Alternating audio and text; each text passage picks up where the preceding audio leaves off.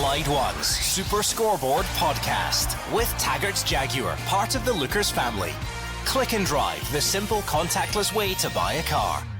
The fastest goals, the experts' opinions. This is Clyde One Super Scoreboard. Hugh Keevins, Mark Wilson, Gordon Dalziel in the studio, lying on the studio floor after an incident-packed afternoon at Tynecastle. How would you even begin to sum it up, Hugh? A Hearts substitute scored a hat-trick. A fullback substitute scored the winner for Celtic. 2 penalties were rightly given against Celtic. Celtic did not get a penalty that they deserved. Anthony Ralston scored a goal that we cannot fathom out why it was not awarded. Other than that, nothing happened. It's hard to really remember everything that happened in the game, and that kind of sums it up. It was that action-packed, controversial decisions, goals chopped off, penalties. I mean, the only thing we were missing was a red card to make it a full house, but it is one of the best games I've witnessed standing in the studio. It was end to end. I've got to give credit to Hearts as well, because they played open, they didn't park the bus. Celtic, I thought, terrific at times going forward, ropey at the back at times, but their quality was still there. They believed in the process. The manager has to take great credit for making the substitutions, and the man on the screen just now, Greg Taylor, I mean, what a season he's having to get himself into the box, going for that winner away from home and getting on the end there sums up his season. So I think we'll be hard pushed to find a better game of football this season. I think that's what we forget, because we're that busy talking about decisions, we're that busy talking about the new VAR, and all the spotlight was on the referee. It was a terrific game of football at Tynecastle. You had 7 goals. If we're standing here at 12:30 and say, look, we're going to have a 7-goal thriller, you'd be absolutely over the moon. So entertainment value football wise was brilliant. I honestly have to say, and I know this is weekend one of VAR, and I know that VAR, when we strip it all back, VAR will not be responsible for 4-3, because there were too many mistakes. The referee in the first half was shocking. The Celtic defence didn't cover themselves in glory, but I have never seen anything like that. Never in my entire life seen a game of football like that. Yeah, a truly brilliant spectacle. It is a victory that moves Celtic 5 points clear at the top of the table. Roger Hannah, I think everyone knew it was never going to be a quiet introduction to Scottish football for video assistant referees, and that's exactly what we got this afternoon. It's absolutely brilliant, isn't it, Gordon? Long may it rain. I think it was Ian Maxwell, the SFA chief executive, who warned a couple of weeks ago the first 3 months of VAR, and this is his word, is going to be horrendous. So the referees and the VARs have been good to their boss at Hampden's word today, and I think there'll be a lot of this. There seemed to be confusion last night at Easter Road among all the supporters about the late penalty that wasn't a penalty because it was an offside, and I think the fourth official, the VAR, Willie Collum, was speaking to the referee, Kevin Clancy, but nobody really knew what was going on. I'm sure there will be many thousand supporters heading out of Tynecastle as we speak in the show just now, Gordon, who are bamboozled by some of the decisions that they've seen this afternoon, and will be going home seeking some kind of clarity. That said though, Hugh, you can help yourself and be calm and rational about some of it. The first one where Giakoumakis' goal doesn't, Anthony Ralston's goal doesn't stand, Nick Walsh blows the whistle.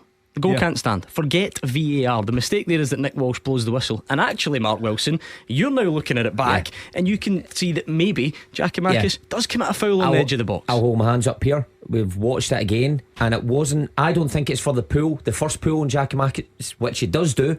I think it's the second one where he pulls the Hearts defender's shoulder in, and he goes down. Is it Keel goes down the middle of the box? Looking at that, looks like Nick Walsh got that right.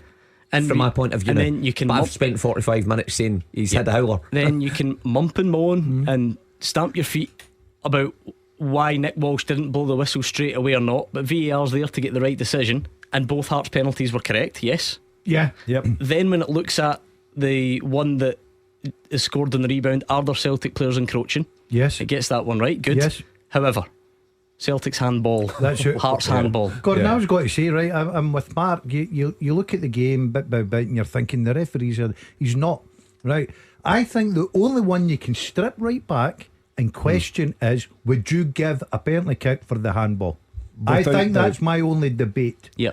And again, maybe that bit shouldn't be surprising, Hugh. You know, this, it's VAR that's chaos, it's VAR.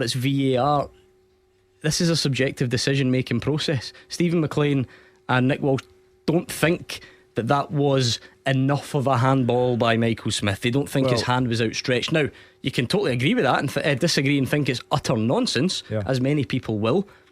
But we knew that there was still going to be an element of subjectivity in it. I take your point. However, I find it astonishing that neither man thought that was a penalty. He actually moves his arm to block the ball.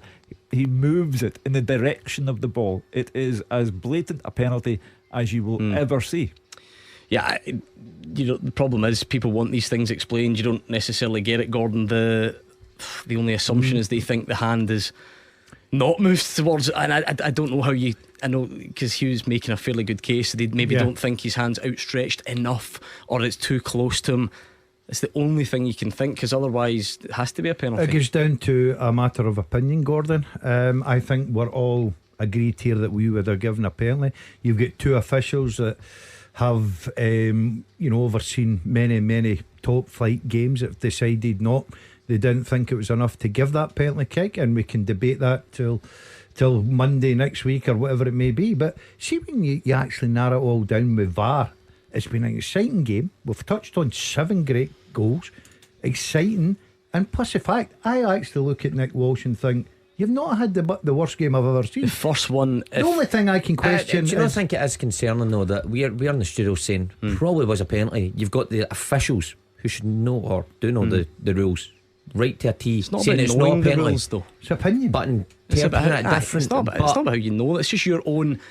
Unless you can't crawl in somebody's brain and make them interpret something the way that you do.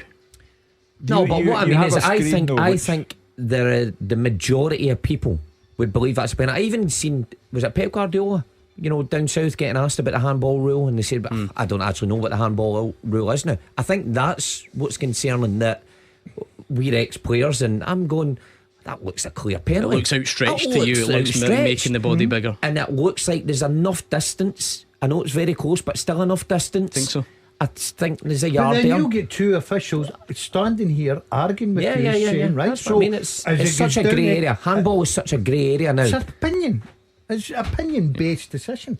But it should be rules. I know what you're saying. Opinion. It's got to be rules. You have to interpret words, Mark. That's the thing. Like what you consider out, and this isn't. We're now getting beyond whether I think it's a penalty or you do. That's actually immaterial. What you think is outstretched or making your body bigger, there is no way of making everybody interpret that the same way. You just can't do it.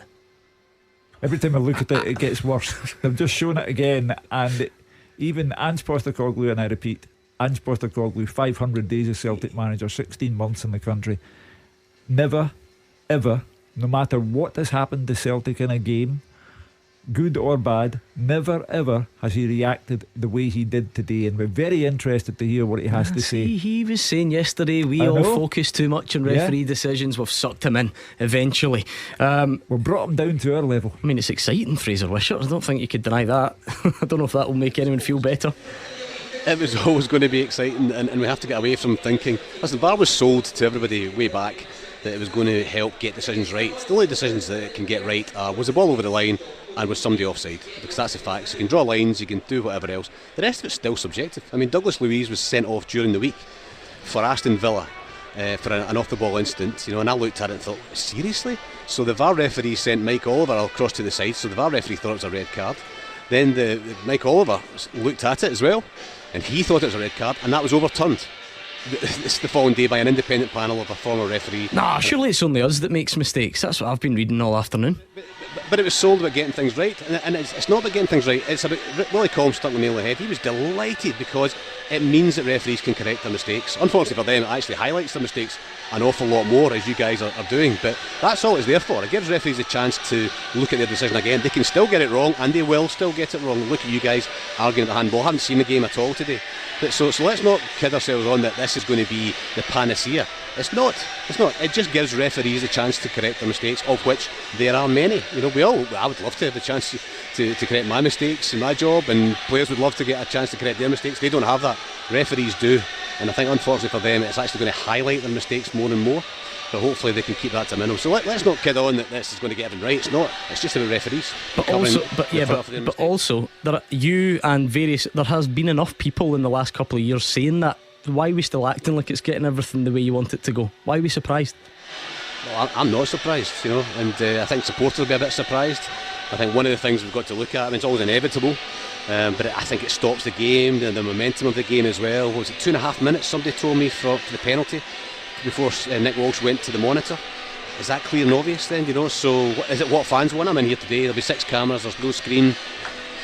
They'll be as bemused as the rest of us as to what's going on. So I think it'll take some time to get going, but I don't think we should be surprised by it. This is not about getting things right, because it's still a matter of opinion, as you keep saying, and referees will still go to the monitor, they'll still make a decision, and we'll still be able to say they're wrong because they're not exactly right.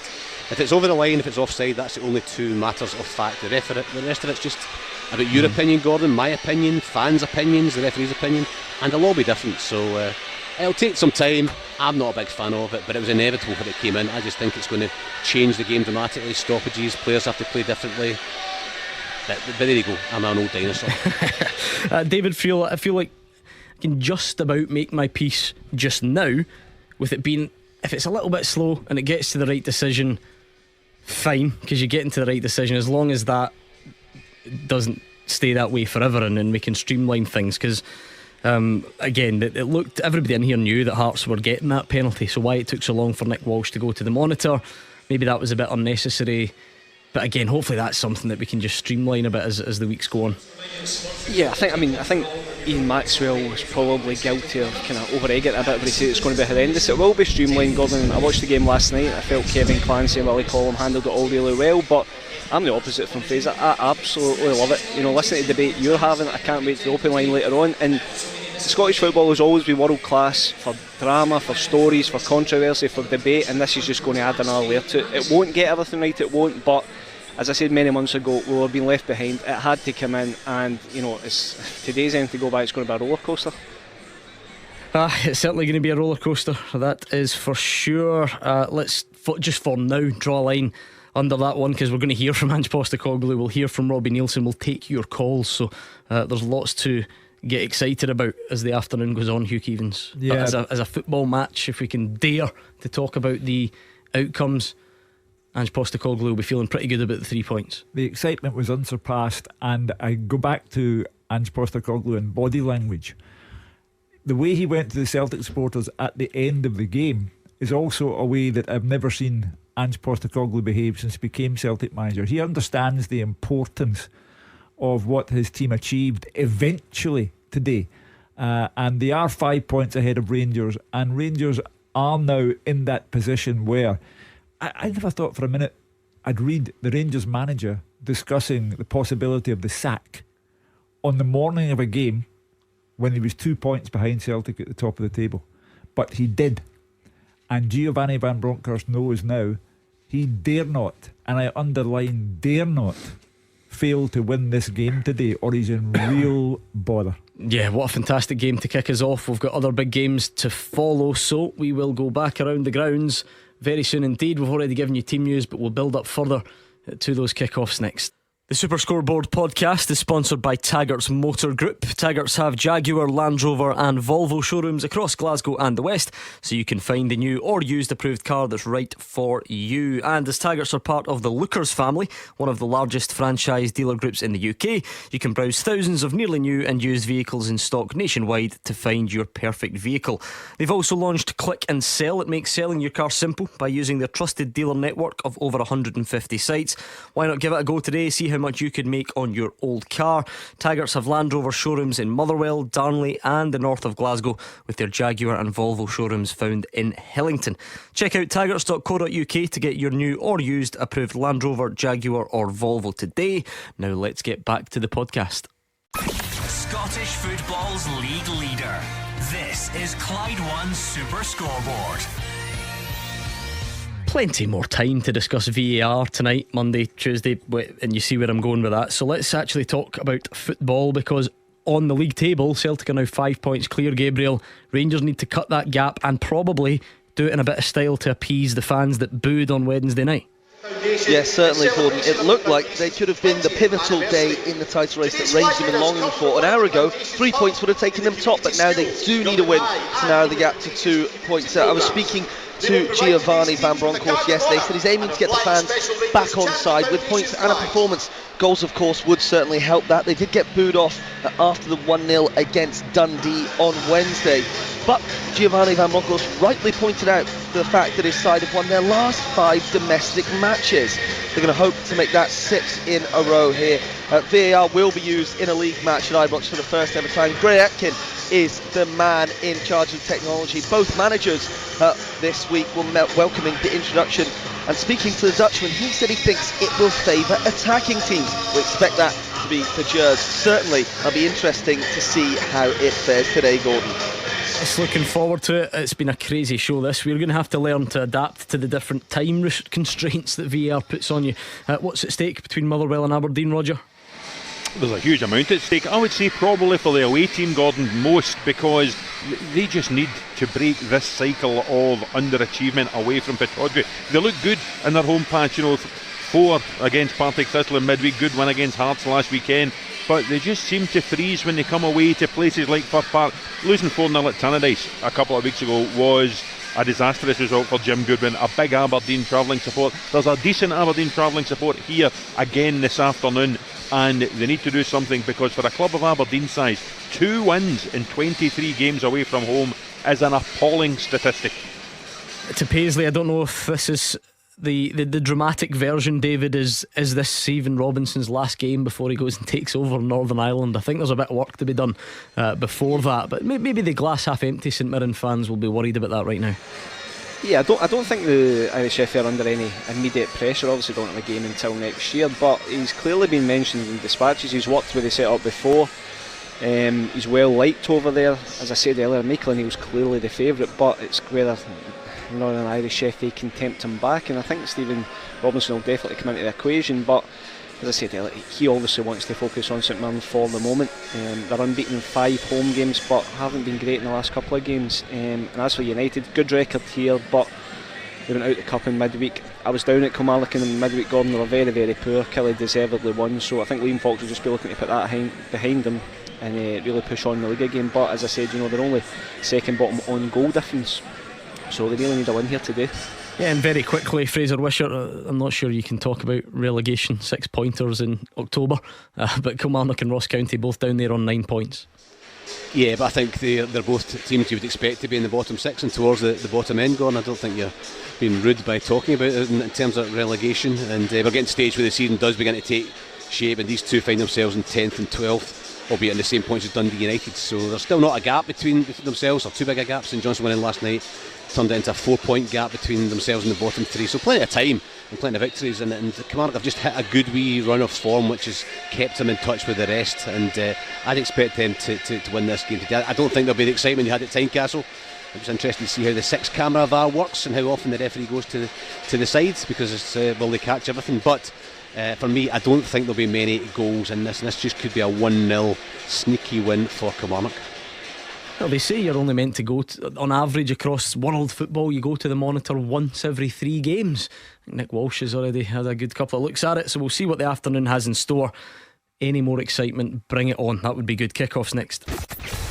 Action as it happens, and your reaction from 5 on the open line. This is Clyde One. Oh, what an afternoon. What an afternoon it's been, Hugh Keevins. We've already had 7 goals and more VAR decisions than you could ever have dreamt at Tynecastle. When it's all said and done, when everybody calms down in about 6 months' time, Celtic are 5 points clear. Hearts gave a good account of themselves, but their difficult run continues, and we actually saw a lot of good football. Yeah, I repeat, I have never, in over 50 years of doing this for a living, I have never seen anything like that. I thought Celtic would win by the odd goal in 3. Celtic won by the odd goal in 7. So astonishing. I think we have to acknowledge that we're going to have to live with this for the remainder of our game. And VAR is here to stay, and we'll have afternoons not like that one. I don't believe we'll ever have one like that before, but we will have afternoons where VAR and the referee's performance, and let's not forget the referee's performance was a contributory factor here today. Nick Walsh had a bad game and got things very wrong, but this is it, folks. It's here and it's not going away. Anyway, strap yourselves in, because we are going to take you through the 3 o'clock games, including Rangers Livy. We are going to hear from Ange Postecoglou and Robbie Nielsen. How did they feel about it all from the touchline? There's plenty more good games to keep an eye on down the divisions. We'll have a teaser in each half for you to get involved in. You can tweet us all afternoon, and then we'll open the phones a bit later on as well. Honestly, what a day we've got in store. So sit back and enjoy. We've already got goals going in the Scottish Cup. The early kick-off is Brecon 2, Stirling Albion 2 at the end of the first half, I think that was. Stenhousemuir have taken the lead against East Fife through Adam Corbett. Dunbar United have taken the lead against Stirling Uni, Darren Handling. And East Kilbride are 1-up against Caledonian Braves in the All Lowland League clash. Some brilliant fixtures in that, so keep an eye on them. That's your team, the Braves. The Braves. One down. How is it your team? Every week we mention it. A guy sends me a message. I can't go, to invite you along to a game, and you never go. Right, hold on a minute. Unfortunately, I'm here this. Well, it is unfortunate for a lot of people that I'm in the studio this afternoon. I can't be there, but my spirit and everything's there for the Braves, and I've got a soft spot for East Kilbride as well. I'm torn for between both teams. Yeah, great. I've always liked East Kilbride. Drumchapel United are 1-up. Is that who you're supporting today then? Yeah, of course. I spent 9 years at my finishing school in Drumchapel. First ever season in the Scottish Cup. Drumchapel United. Martin Graham has scored a penalty after 5 minutes. That's great knowledge. Former Motherwell striker, 1 appearance. Martin Graham. How do I know that? I was on a stag do with him in the summer. Anyway, Goal flashes with Clyde Built Home Improvements. Rangers 0, Livingston 1. And just like on the opening day of the season, Livy take the lead, and it's through Joel Nubley. He's gone downhill since then. He's been quiet, but he's popped up to score another against Rangers. And how can I put this, Hugh? That's not quite the start the Rangers fans were anticipating today. I can only imagine what the atmosphere is like now. I said to you before the game started, if anything happens with Rangers today, Giovanni Van Bronckhorst is in real trouble. And even after 2 minutes, the game is already unacceptable to the Rangers fans. VAR will check it, of course. And if you think that's the only one, Aberdeen have got the ball in the net, offside flags up, and of course it will go to the monitor, not to the monitor. It won't go. Offsides don't go to the monitor. Again, I said earlier, it's important we all at least try and realise what we're expecting. Don't get upset when you don't see the ref going over to check an offside in the monitor, because he won't do it. And that goal, does that goal stand? Aberdeen have taken the lead anyway, right? Goal flashes with Clyde Built Home Improvements. There we are. VAR overruled the linesman, and the Miovski goal stands. Are you going to have to get a different VAR, button? I think so. Yeah, a VAR goal one. flash and then a VAR one. A take away. No, because it's been disallowed. Yeah, you need a. Did the Livy goal stand? Yes. Who scored? Nobody. Keep up, Hugh. Come on, Hugh. Listen, I know it's all happening, but I'm beginning to think that I'm actually still in bed, and the alarm will go off, and I'll think, what a weird dream that was. I had a dream that Celtic won 4-3 at Tynecastle, and then Joel Nubley put Livingston up at Ibrox. Again, look, I know this will never catch on because it's all snowballing and everybody's going, oh, and we're kind of laughing and we're sighing. That's a good thing. Last week, Bojan Miovski's goal gets disallowed wrongly, and that might cost Jim Goodwin his job, and it might cost Aberdeen a place in the top six, whatever. That's what it's there for. It's meant to work, and it's worked. I like it. I like the excitement. Well, you I like always like it. Yeah. Look, I'll have disagreements with it, like I've had today at Tynecastle about the penalty claim. That I think Celtic should have got a penalty, but I can totally understand it. It gives a better opportunity for the rest. Now, I hear Hugh saying there, Nick Walsh and criticising him had such a bad game. When I look at it overall, I don't think he had that bad a game. I look at one decision. The one decision for me, I think what doesn't I can help, understand at the beginning when he blows, right? and also what doesn't help him specifically is the length of time. Is not blowing the whistle to give the penalty. But again, right, see if we're being fair about everything, what's the point in criticising Nick Walsh for that when you get the decision right in the end anyway? Yeah, and that's why I'm going back to say, apart from the one decision about the handball, I'm thinking, well, there's not much else you done wrong. Right, we're going to relive a lot of that stuff on the phone lines for sure. And when we hear from Ange Postecoglou and Robbie Neilson, Rangers are behind you. In a week where they got booed off after a victory, in a week where Giovanni Van Bronckhorst has to come out twice and say, no, we do have an attacking style of play, honestly we do, and we're trying to show it, and we want to put on a performance for the fans. They're a goal down at home to Livingston. I listened to Super Scoreboard Monday to Thursday and was then on the programme last night, and Monday to Thursday I was taken aback by first of all, what is your style of play, Mr. Van Bronckhorst? That was the debate. And then of course came the game against Dundee and fans booing a team who had gone through to the semi-final, and then yesterday morning Giovanni Van Bronckhorst, in the wake of Steven Gerrard's dismissal at Aston Villa, discussing the possibility of him being sacked by Rangers. The only thing I would say, Hugh, a little bit like Celtic in the second half, they've lost it very early. Still mad. First game of the season was an example of it. Let's quickly do this, Hugh, because what a busy opening to the show it has been. The first half teaser with thescottishsun.co.uk/football for the best football news and opinion online.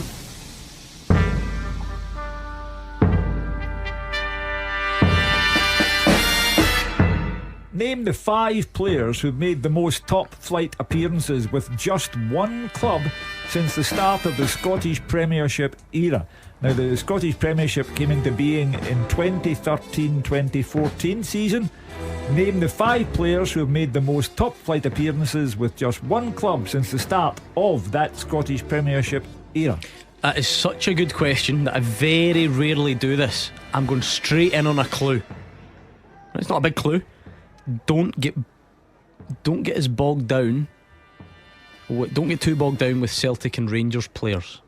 There are not that many. That's all I'll say. So quite vague at the moment, but don't be rhyming off multiple Celtic and Rangers players here. So name the 5 players who've made the most top flight appearances with just one club. With just one club. So that is important to remember that as well. Since the start of the Scottish Premiership era, 2013-14 season. Some big goals going in the Scottish Cup early rounds. Buckie Thistle 0, open goal Broomhill 1, Brock Watson on 11 minutes there. Dalbeattie Star 0, Darvel 1, Willie Robertson with the goal there. So some great names in the cup. You're obviously looking out. Robertson. You're looking out for. No, I didn't mean players' names. I meant team news. You love who? What's good about Willie Robertson? You don't listen. You don't hear, Liverpool have opened to score a wee Willie Robertson. Yeah, but to be fair, it's the third round of the Scottish Cup. It's a bit different. Well, some good names. Hugh, I know you. And there's another one. Elgin City 1, Canelan Juniors 0. Every week. Kane Hester scores every week. You'll be. You're keeping an eye on Drumchapel as we established there in front against Gretna 2008. Martin Green's penalty. He is my sister's next door neighbour, apparently. I think you get great stats about these that's as big a stat as I can give you. Oh no, he's 2 doors up or something. Don't be 2 doors down. It's a good show. I like that. Yeah. Just to go back to the point that Gordon was making about Livingston, having scored early and there's plenty of time for Rangers. Of course, that's the case, but it's the last thing that Giovanni Van Bronckhorst wanted to happen, because that's his go-to, right? And of course you follow the logic. Yeah. But Rangers fans all week now have been bubbling away, building Yeah, themselves I'll tell up you to what it go is. and settle for nothing They less. were building themselves up to a frenzy earlier in the season when they thought that Celtic were going to drop points at St Johnstone, and then Celtic, through Giacomakis, scored right at the very end. Today they were building themselves up to a frenzy because of a game that was frenzied at Tynecastle, got to 3-3, and then Celtic score again. What it will be, Hugh, of course they're a positive, the fact that they've scored early, but it's a test of character for these players because they know the criticism they're coming in for. Listen, I played at that ground, and if things ain't going right for you and you're having a bad time and you go down, it's not the nicest place to be. The charge, the allegation made against these Rangers players is that Stephen Davis apart, a 37 or 38 year old, the rest aren't doing enough. They are, on an individual and collective basis, being found wanting, not only by Giovanni Van Bronckhorst but by the Rangers supporters who are not having them. And because of about 150 minutes, as it felt like, of madness at Tynecastle, we maybe didn't get the chance to pick our way through the Rangers team the way we otherwise would have. Mark, again, the search for natural width, outgoing attacking threat on the right hand side doesn't seem to be there at Scott Arfield today. However, he does have a good record against Livy, so that's fair play to him. Morelos obviously didn't take his chance during the week. Cholak plays. Yilmaz apparently was one of the only ones that got past marks, but he was carrying a knock. I don't know if that's played a part. And Barisic goes back in. Anything that stand out from the team for you? Well, again, just the amount of changes. Now, I get that it's a busy schedule for teams, and managers have to take that into consideration, especially with Rangers with Champions League games on the horizon. But I think you just need a bit of consistency within a team to get the best out of them. I don't think the chopping and changing is helping Rangers' performance levels at all. Duke has the ball in the back of the net for Aberdeen. The offside flag is up again. Same linesman. Oh no, he's under pressure now. And now is it's going to be checked. So let's see if the By the goal way, stands. he's going to be hiding that flag this time. Oh. He's doing circular motion above his head with his flag now. He's delighted with himself. That is difficult, right? If you're that linesman and one's been proved to be wrong, you are second guessing yourself. You need to have a strong mind to handle that. You've got a bit of help. You would bottle it. Each to their own. I've always, hopefully people who, because there's people out there who remember everything that's said on the show, I've always felt, even as a football fan, I was never able to get that upset about marginal offsides to the naked eye, and that's why I think VR on that instance alone is really good, because you tried it, Mark, didn't you? You went along with the refs. Difficult. Really difficult. The pace the players move at, the defender might be moving in the will be moving in the opposite direction quite often. And you keep an eye on where the ball's played from, and seeing someone's half a yard off, and everyone used to, I can't believe this injustice. I know. I never really got that. So now that's what You're right. There's so much. I think supporters just think this guy's got one job, and it's to look across a line. It is far from that. There is so much an assistant referee has to take into consideration, and just a simple point of the time the ball's played and watching that line. How difficult is that to do? You know, because the ball could be played for 60 yards away. Yards here, Mark, to help. I've got to say it's one of the hardest jobs, because I had to do a module for it, test, when I was doing my licence, my A-badge, right? And you had to get 80%. And let me tell you now, here, I should be standing here in black with a whistle and a pair of cards in my pocket. But is that how you became such friends with the refs? Because you rigged your exam. I had $400 halfway through it. So why did you have to do this? Because I didn't get asked to do this. Well, I know I've never heard of anyone having to do it apart from him. I've got the. You had to do it now as part of your assessment. Kevin Van Veen's missed an open goal after Roos spilled the ball at his feet. It was a tight angle, but no goal for him there. No chances yet. Kelly the better team. Do you know the other thing that we didn't? Why not just add to the chaos or the confusion? We didn't really get into this today. Do you know what I think is quite impressive or difficult for VAR, depending on what way you look at it, is this notion of attacking phase of play. It's not a statement that we use today. They call it APP. You see what they did there, the referees. So for instance, when a goal is scored, if you're looking at was there a foul in the build up to that, how far back do you go? Well, you go back to what the refs perceive as the start of the attacking phase of play, and it can be quite hard to pick that moment, but generally it's when they when they pick up the ball and kind of move forward, or when they go across the halfway line. The VAR, the assistant VAR, will be talking to each other and saying, right, that's the attacking phase of play started. So anything that happens from now until the ball ends up in the back of the net can be looked at. But what happens is, see if the other team quickly intercept it, clear it, and then it gains that's the attacking phase of play resets again every time the ball gets cleared by the opposition. Are you following me? I think you'd rather be a referee on the pitch than in the booth watching it, because it's a lot to take into consideration there. They should have that sign for the referee on the pitch to be pointing, going, it's his decision. It's not mine. Hands up. You are word perfect on your subject, and I commend you for it. Well, I'm not sure about that, but supporters are going to say APP. Yeah, but again, that does go back to something I said earlier. That's why I think we can play a role in that. I think everyone can. Like, it might be a difficult message, but let's get out there, try and understand it, and let's try and embrace it.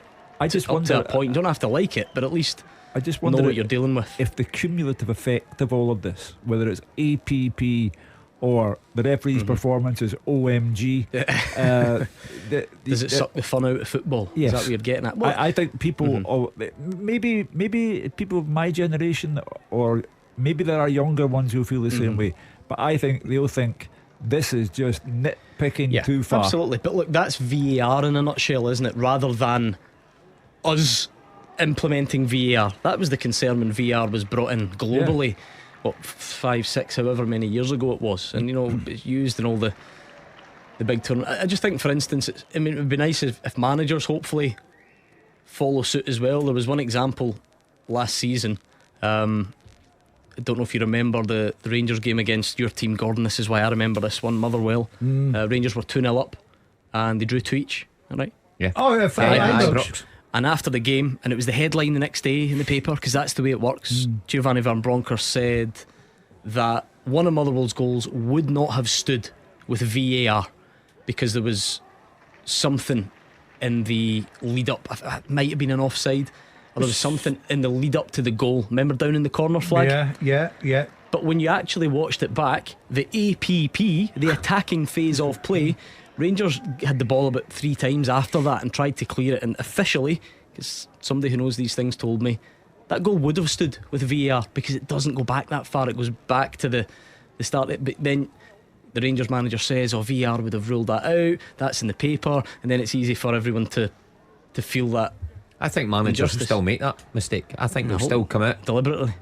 No, not deliberately, but then they'll still be getting educated as we go. Goal flashes with Clyde Built Home Improvements. Kelly 1, Ross County 0, and it's either Jordan Jones or Daniel Armstrong. I'm going to trust Fraser Wisher. He never gets anything wrong. He's telling me Jordan Jones. Daniel Armstrong's popped up on the TV, but either way, they're both in form. They're both linking up well for Kelly, and Kilmarnock do lead Ross County by a goal to 0. The good thing about that is that Kilmarnock have taken Kyle Lafferty's 10-game suspension, not queried it in any way. They also punished the player off their own bat, and that they have to get used to being without him for a long time. And if it is Danny Armstrong, then that's 2 in 4 days for him, because he scored the goal that put I'm going Jordan Jones. Fraser Wishart knows his stuff. If it's Jordan Jones, then he Northern Irishman can take over from his fellow Northern Irishman. But either way, it's a good start for Derek McInnes. Absolutely. Socky Juniors 1, Bonnie Rig Rose 0. Scott Davidson in the Scottish Cup. How are you getting on with that teaser, you two? I thought it was really tough. I think, well, we've got 5 names. Right. I told you my very, very vague clue earlier was don't get too bogged down in Celtic or Rangers, right? And there is only one correct answer come in so far. So remind us. How are we doing there? If you can read my writing. Remind us of the question. Okay. Name the 5 players who've made the most top flight appearances with just one club since the start of the Scottish Premiership era, which began in 2013-2014. Mark Wilson and Gordon Dalziel were so chuffed with themselves. They've got none so far. Well, absolutely none. been that kind of day. VAR review at Ibrox currently. A call for a handball here on Montano. Gabriel says not sure initially, but of course take a look.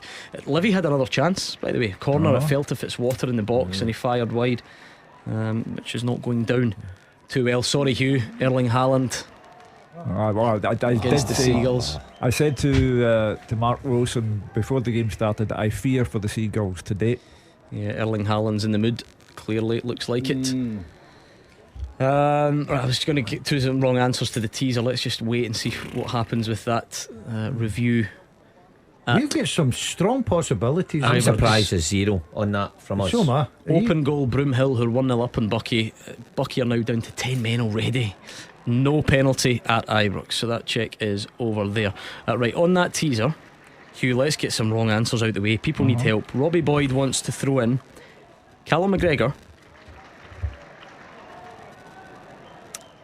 Just gave away one of the right answers, didn't I? Forget him. That's right, don't worry. You've really? Yeah. I have got that on there. That's okay, it's not the who am I. Callum McGregor's right, you can have that for free. That's one. Is James Forrest right? No. Is Andy Considine right? Remarkably, no. Is Paul Hanlon right? Oh no, Paul Hanlon's not there. Mark Brown wants to throw in another one. It's got to be here. You got to be Lewis Stevenson. That's No. who we had. He's not there. Mark Brown also wants to throw in some goalies. Alan McGregor No. and Craig Gordon. No. Miko wants to throw in James Tavernier. No. No, because in that era James Tavernier will have played a season in the Championship. He would have been there in theory if Rangers had been in the top flight. So keep your guesses coming then. Fraser Wishart, he was against VAR, wasn't he? He's now desperate for it because it was Daniel Armstrong that scored the goal. Oh no, He wants a review. Fraser. So there we go. on. Listen, we're all allowed mistakes. Seems a good player, him. Armstrong. He's having a really Doing good a good season. job. Yeah, for Kelly. Simon, the Kilmarnock fan, on during the week saying that last season he probably wouldn't have been too fussed if he had sort of moved on or whatever, but he's having a brilliant start to the season. Yeah, Gordon Dalziel, that one is right. Well done, Daz. Here's what I'm going to tell you. Further clues for this teaser. Listen carefully. One Celtic player, and I've already given away who it is. Yeah. Not a single Rangers player, because again they spent a season in the Premiership era out of the, or was it 2 seasons actually?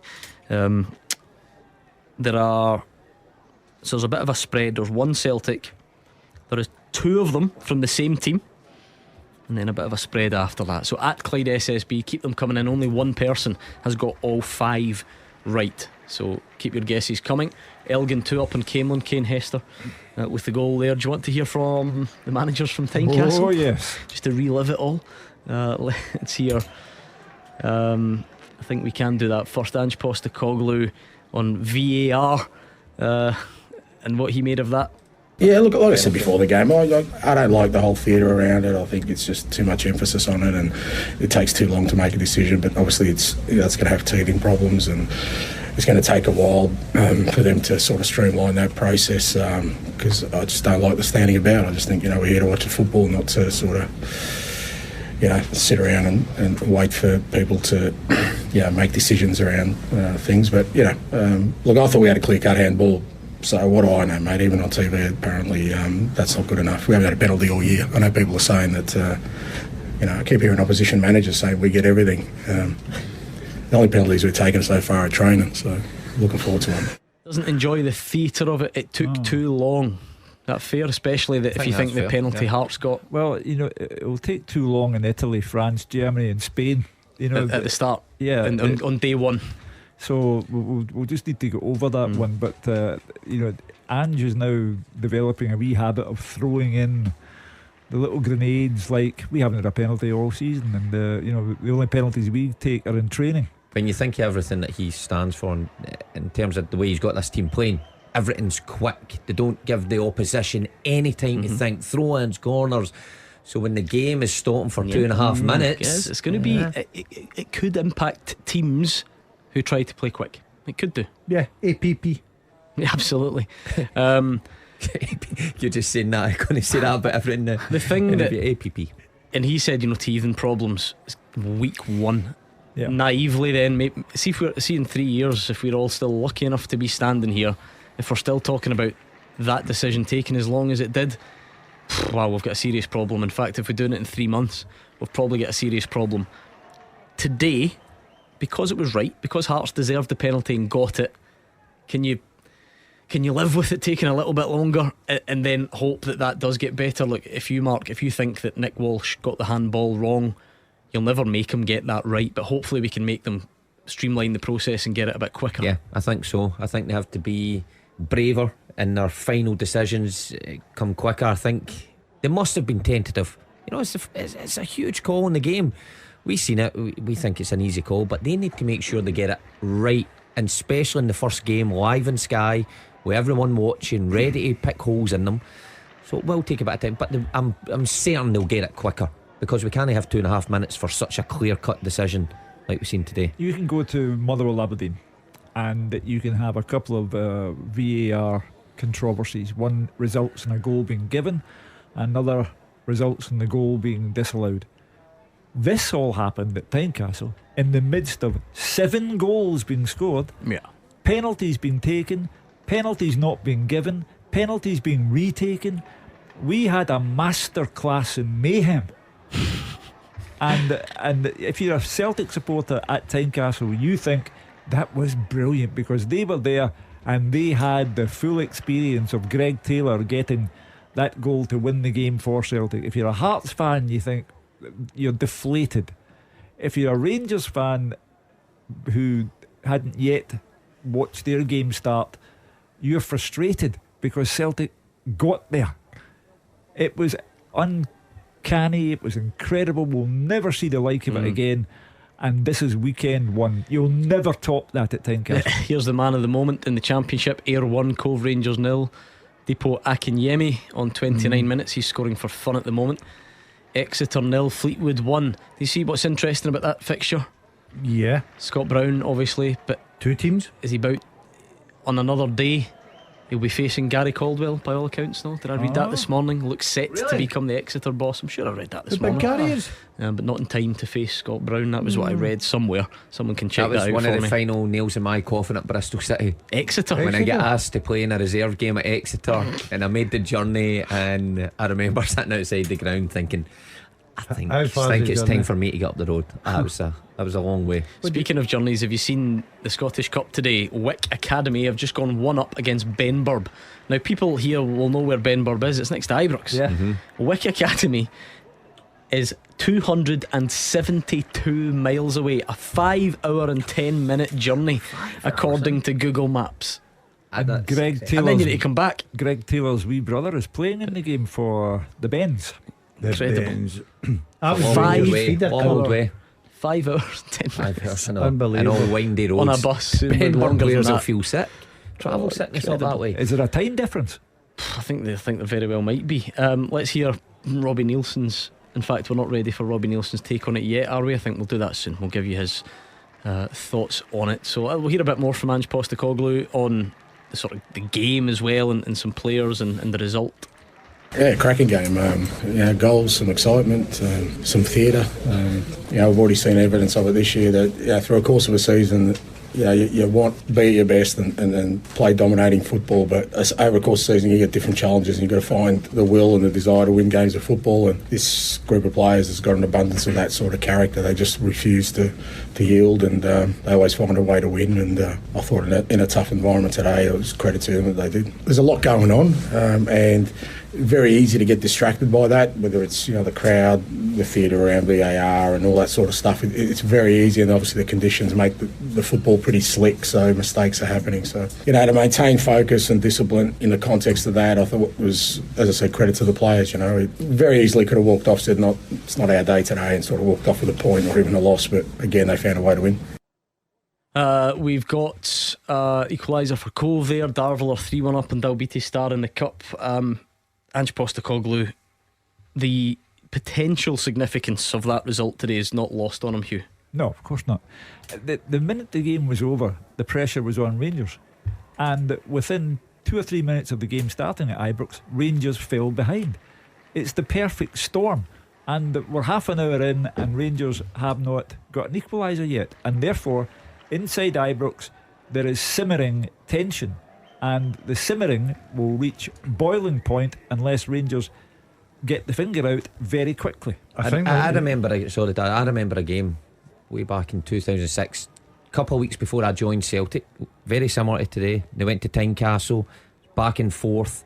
I think Stephen Pearson scored the winner to make it 3-2 that occasion, and it was such a standout in the season for the players when I arrived at the club that it was, you know, one of those moments that they brought everybody together. They won it in dramatic circumstances, and today just has that feeling about it. I know VAR added to the drama, but still the football on the pitch and how they eventually got the winner with Greg Taylor just sometimes brings a squad that's already close, let's be honest, but closer together. It was a remarkable game to come out with 3 points. Really speaks volumes for you. Was it Pearson get the winner? Was it McManus? Steve McManus. Pearson. Listen, you might be right. They both scored. I'm just trying to remember which order. Pearson got the goal. I think it got Celtic back in it, and then McManus scored the one. It was in the 2 in the penalty box at a corner kick, and you could see the fans behind him what it meant. But the point was, when I arrived there, they used to chat about it all the time. And did you get close to Pearson that day? No, I wasn't playing. I was playing for Dunbar. But eventually, Dunbar United 1, Stirling Uni 2 in the Scottish Cup. Right, read that question again, Hugh, because still only one correct answer. Only one. Name the 5 players who made the most top flight appearances with just one club since the start of the Scottish Premiership era, which began in the season 2013-14. Here are your clues again. There is one Celtic player. There are no Rangers players. There are 2 St Johnstone players. Don't mind giving you that. And one other who played a lot of games for a team north of Perth, I'll give you that much. But he's no longer at that club. Okay, so let's see what you can come up with. There's only one person on the podium. It's going to be lonely. You need someone else to talk to when you're standing there on this metaphorical podium. Ain't going to be us because we're running out of paper. Let's see your bit of paper. You two have written down every player that's ever Is he stepped on the definitely not pitch. one at the bottom there, Gordon? No, he's not. No, but 2 of his teammates are. Right, he's got one of his teammates. Liam Craig is wrong. That one? No, yes, Mark yes. Wilson. Well, these two I like had that one written down for a while It's there. not a primary 2 class. That's a good shout, eh? Yeah, I'm going there tonight. Well done. Oh, there's a wee clue. If anybody picked up in that. Dear, oh dear. You wouldn't go I'm there. not going to the theatre. The last chance that Rangers had just a moment or two ago, a glancing effort from Antonio Colak. He was speaking yesterday, a very positive character. He was asked about, getting booed off in the performances and what they need to do better. But he says, I just like to focus on the positives. He said, I'm just a positive guy and always like to focus on the positives. That's alright for him. He doesn't pay to get in. He gets paid very handsomely by the club. Those who pay to get in won't quite see that. He's doing alright though. Speaking when of he's scoring goals, speaking of handsomely, I'm going to start a competition here. Having been there and seen him up close yesterday, there can't be much of a better hairline in Scottish football. I've never seen a hairline like this. No, I'm getting to that age, sort of mid-30s. You start to worry. I'm quite lucky in that department, not so much in the greys. What are you talking about? But Cholak's hairline is outstanding. Well, let's rule out Wisher and Hannah right away. Well, thick growth, isn't he? Yeah, I've never noticed that, Gordon. Well, yeah, I wouldn't expect you, a man like yourself, that I've got that wee wispy git coming at the front there. You can nod to people with a flick. Have you worked out who Liz Truss is yet? It doesn't even bother now, does he? I just wondered if the events of the last 72 hours have passed him by. I thought we could have made light of what's actually quite a serious situation for the country. There's turmoil, chaos everywhere, and I thought, do you know what, maybe this afternoon we could have a bit of fun and see which figures from Scottish football would you nominate to be the next Prime Minister. But it's already 20-4 and we've been a little bit distracted, so that one might need to wait for another day, and who knows, by then somebody else will be in and we'll probably have replaced them a couple of times. So it's the one that got away. It's the topic for the show that got away, I tell you. I'd go for Ian McCall. We could have had good fun. Why? What? because he doesn't even know the right tracksuit bottoms. but he brings the word dug meat in, and I'd like to hear someone at the dispatch box in the House of Commons saying this is dug meat. Fraser Wishart's got to be our representative, is he not? He's too soft. He's too soft. I think so. Need to have another dinner and he'd fleece us. Okay. Let's hear a bit from Robbie Nielsen. There's no other drama to tell you about right now. Still Rangers trailing at home to Livy. Ayr are 2-1 up on Cove Rangers. Here's Robbie Nielsen's take on events at Tynecastle. Disappointed, to be honest with you. I thought we scored 3 goals at home. We had more opportunities as well. We ended up taking nothing to the game. We everyone will go, well done, pat in the back, but ultimately we didn't take anything from the game. We scored obviously 3 goals, but the goals that we lost were not great goals to lose. First one, deflection flicks up, and then we've got a free header at a corner, and then 2 rebounds, that we should be reacting to a lot quicker. The VAR, there was a lot of sort of involvement today. What did you make of it all? Yeah, I thought there's going to be a lot of ironing out to do. I think today we got the novelty of it, kept everyone on side. But I think if we're going to have that a month's time, 3 months' time, 6 months' time, then it's going to become more of a hindrance than a good. I think there was discrepancies from year and a half, when the first penalty doesn't get given, goes to VAR, and then the second one does get given. My worry is that it takes the decision making process or that strength to make a decision away for the referees, where they want to give it away or they don't.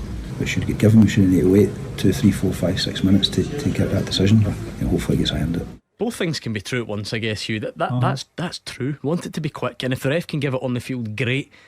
In the sort of scale of things that might annoy you on day one, it at least got those right for Robbie Nielsen. Yeah. How we got there, I do. It is fair. I mean, hopefully that doesn't continue, but at least he wasn't done out of something that he felt he should have had by VAR. But in the world that David Friel and Roger Hanna and I live in, when a manager on weekend one says this could be more of a hindrance than a help, that's a headline maker. Did it hinder him today? Not really. Sorry, let me stop you right there before I get what was bound to be a brilliant answer. Of course. Goal flashes with Clyde Built Home Improvements. St Mirren 1, Dundee United 0. Either Curtis Main or an Eriksson own goal, so probably one of them where it's come back out and taken a final touch off the keeper. Header off the post, hits the keeper and goes in. I don't think the St Mirren fans will care. They're 1 up against Dundee United. Well, Dundee United had 2 great wins in succession, and then life got a little bit difficult again. 1-1 with Ross County, and they can't just settle for losing in Paisley. They really have to go after this.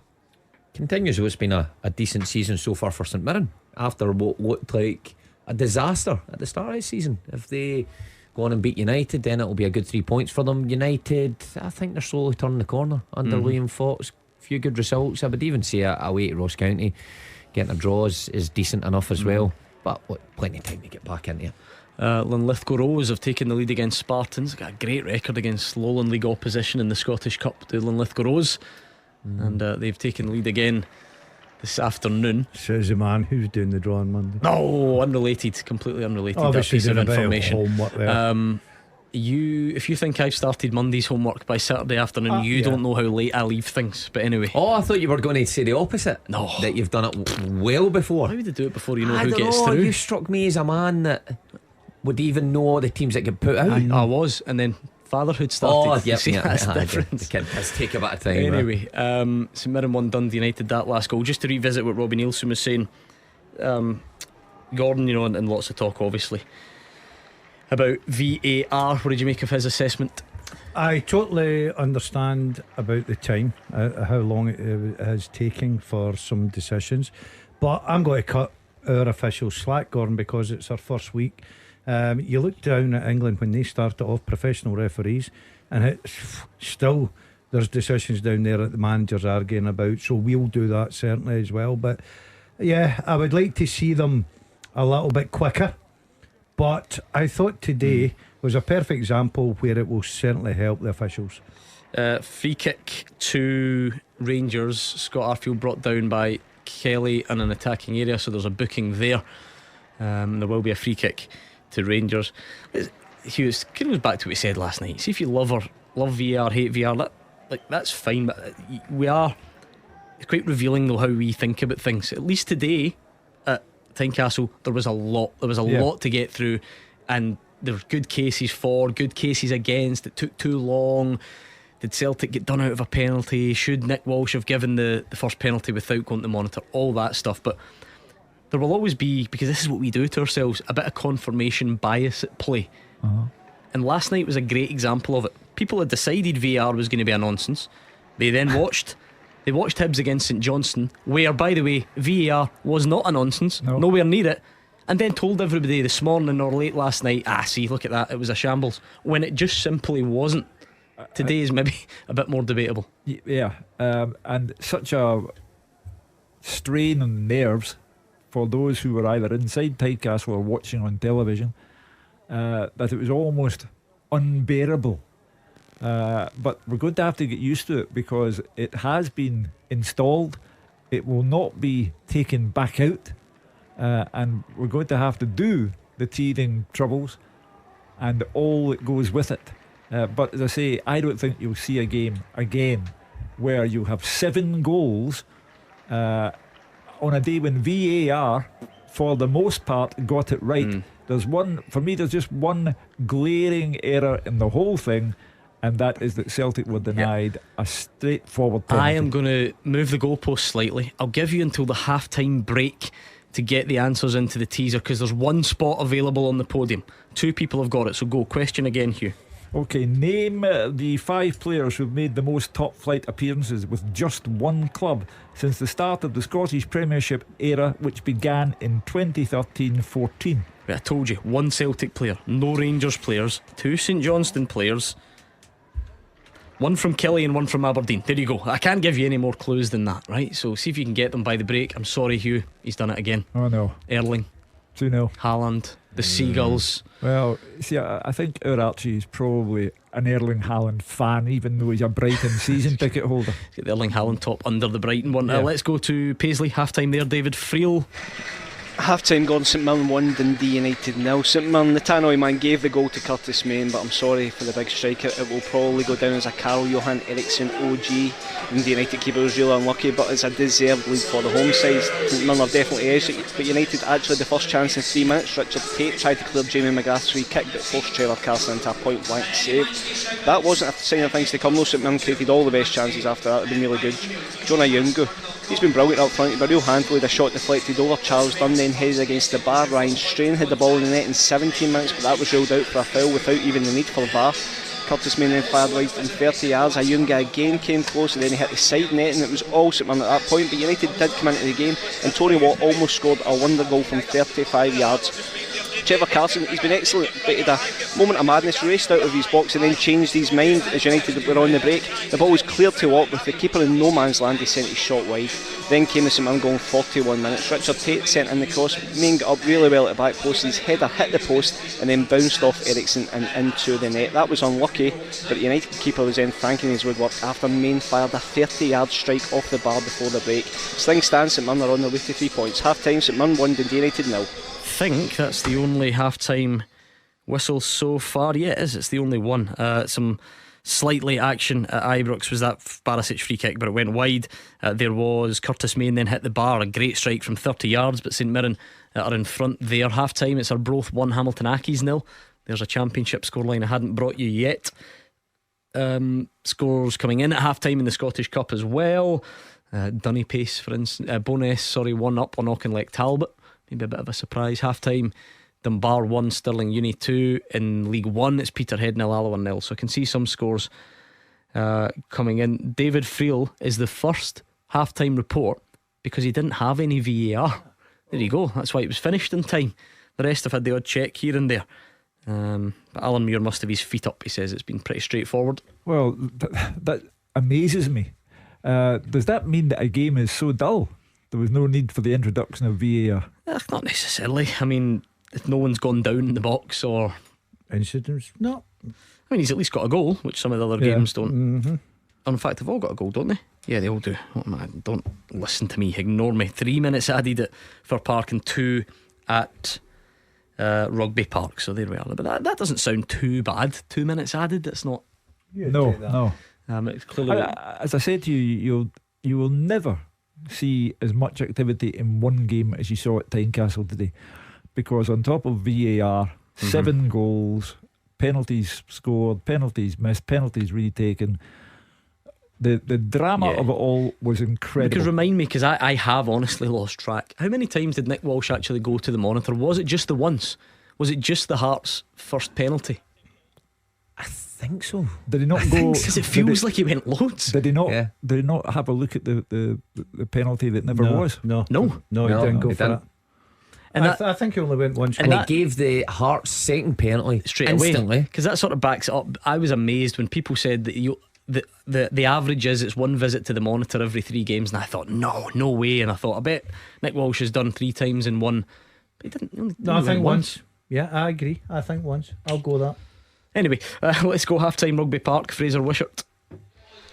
Half-time here, Kilmarnock 1, Ross County 0. Dominic Kilmarnock deservedly ahead. An excellent Dan Armstrong finish. The informed winger scored in 21 minutes. Denny McInnes will be absolutely delighted with his team's performance, but he'll feel they could have and should have been further ahead, as County have offered little in attack. An early blow for County. 3rd minute, the key midfield player Ross Callan limped off with a hamstring injury, replaced by Jan Danda. 3 minutes later, a really well worked corner. Jordan Jones, the right hand side, he cut it back to the edge of the box to Kerr McInroy. Really good control. He struck the ball brilliantly through a forest of legs. It was goal bound, actually hit Jack Baldwin and then just rebounded off Ross Laidlaw, who was standing still, didn't know anything about it, and the ball was cleared. Kelly did a series of corners on a big side, and Ross County had to be on their toes to defend the 6-yard box. Kelly close to scoring at that point, but they were really on top, and no surprise they opened the scoring in 28 minutes. A simple goal, a long ball forward. Innes Cameron flicked the ball on. Dan Armstrong run inside. He was through in the goalkeeper Laidlaw.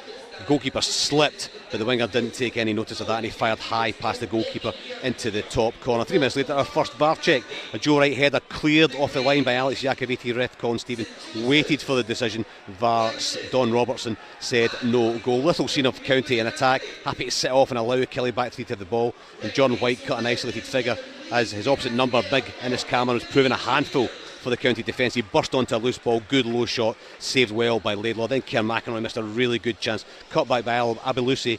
A good control by McInroy again in the edge of the box, but a weak shot easily saved by Laidlaw. And then almost a sucker punch with just seconds to go in the half. County almost sneaked the equaliser. A lovely ball by Callum Johnson into the box. However, a lovely touch took him past Ash Taylor. His low shot across the goalkeeper was well saved by the foot of Zach Hemmings. Kelly fans will want a comfort of a second goal for County. I think Malcolm Maccabi looking to change things around if they don't start the second half better, so they can offer more on the break. Half time here, Kilmarnock 1, Ross County 0. Half time for Park, Roger Hanna. Half time, Motherwell 0, Aberdeen 1. The home team jeered off by fed up fans at the interval after a pretty disappointing first half. They're behind and they could have been more behind. Aberdeen taking the lead after just 4 minutes. Conor Barron threading a ball through to Bojan Miovski. He dinked a lovely shot over Liam Kelly into the back of the net. Far side linesman Paul O'Neill put a flag up. There was then our first VAR delay as referee Ewan Anderson waited on the advice from VAR Andrew Dallas, and the goal was given after 4 minutes. The linesman's original decision overturned. There was more drama with the same linesman 9 minutes later. Duke this time having the ball in the net at the second attempt after a Liam Kelly save. Linesman put his flag up, it was checked again, and this time the linesman's decision was vindicated. No goal last time. Motherwell hardly seen pushing forward, but they did have a gilt-edged chance after 15 minutes. Anthony Stewart trying to shepherd the ball back to his goalkeeper Keller Roos. Roos somehow spilled it out at the feet of Kevin Van Veen. Was at a tight angle, but the big Dutchman, especially with his scoring record against Aberdeen, you would have expected him to hit the target. Aberdeen soon back in the front foot. Jaden Richardson was denied by a sliding challenge by Ricky Lamy at the back post after a lovely pass by Leighton Clarkson in 22 minutes. Then more VAR drama in 29 minutes. Ross Tierney going down in the box under Elba Ramadani's challenge. No penalty given by referee Ewan Anderson, and VAR Andrew Dallas bagged that up. Play on. Jim Goodwin, he's in the touchline as he awaits the appeal in his 8-game touchline ban, and he got a lecture from referee Anderson as he debated the decision just before the break, but he was almost celebrating a second goal in 43 minutes. This time a fine save by Kelly to push out an angled drive by a very alert Duke. Aberdeen by far the better team. It's Motherwell 0, Aberdeen 1. Half time at Ibrox. Let's speak to Gabriel. Yeah, at the interval here, it is 1-0 to Livingston. Joel Newblay's early goal, the difference here at a very unhappy Ibrox. Resounding boos as the teams walked down the tunnel a few moments ago. Giovanni Van Bronckhorst told us yesterday he's aiming to get the fans back on side with 3 points and an improved performance, but it was the nightmare start. In just the 4th minute, Christian Montero, the Livingston left-back, pulled the ball across. Joel Newblay took a touch, turned and finished into the corner, giving the visitors the lead, just like he did on the opening day of the season. The crowd here were silent. 10 minutes later, Jack Fitzwater flashed a shot wide after the ball was bouncing around from a corner. It could have easily hit the back of the net. Rangers then began dominating the ball, as you would expect, but they were doing very little with it for the majority of the half. There was a shout for a penalty on Montano, possible handball, but the review was over, nothing given by the VAR. Antonio Cholak had a glancing effort go past the far post. He also headed wide early on and hammered a shot over the bar.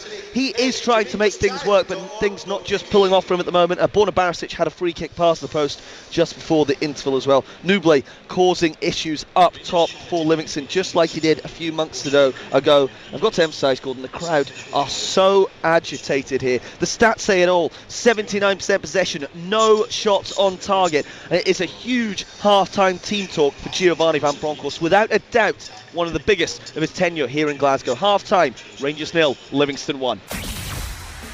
The team with the biggest support in Glasgow and the West. This is Clyde One Super Scoreboard.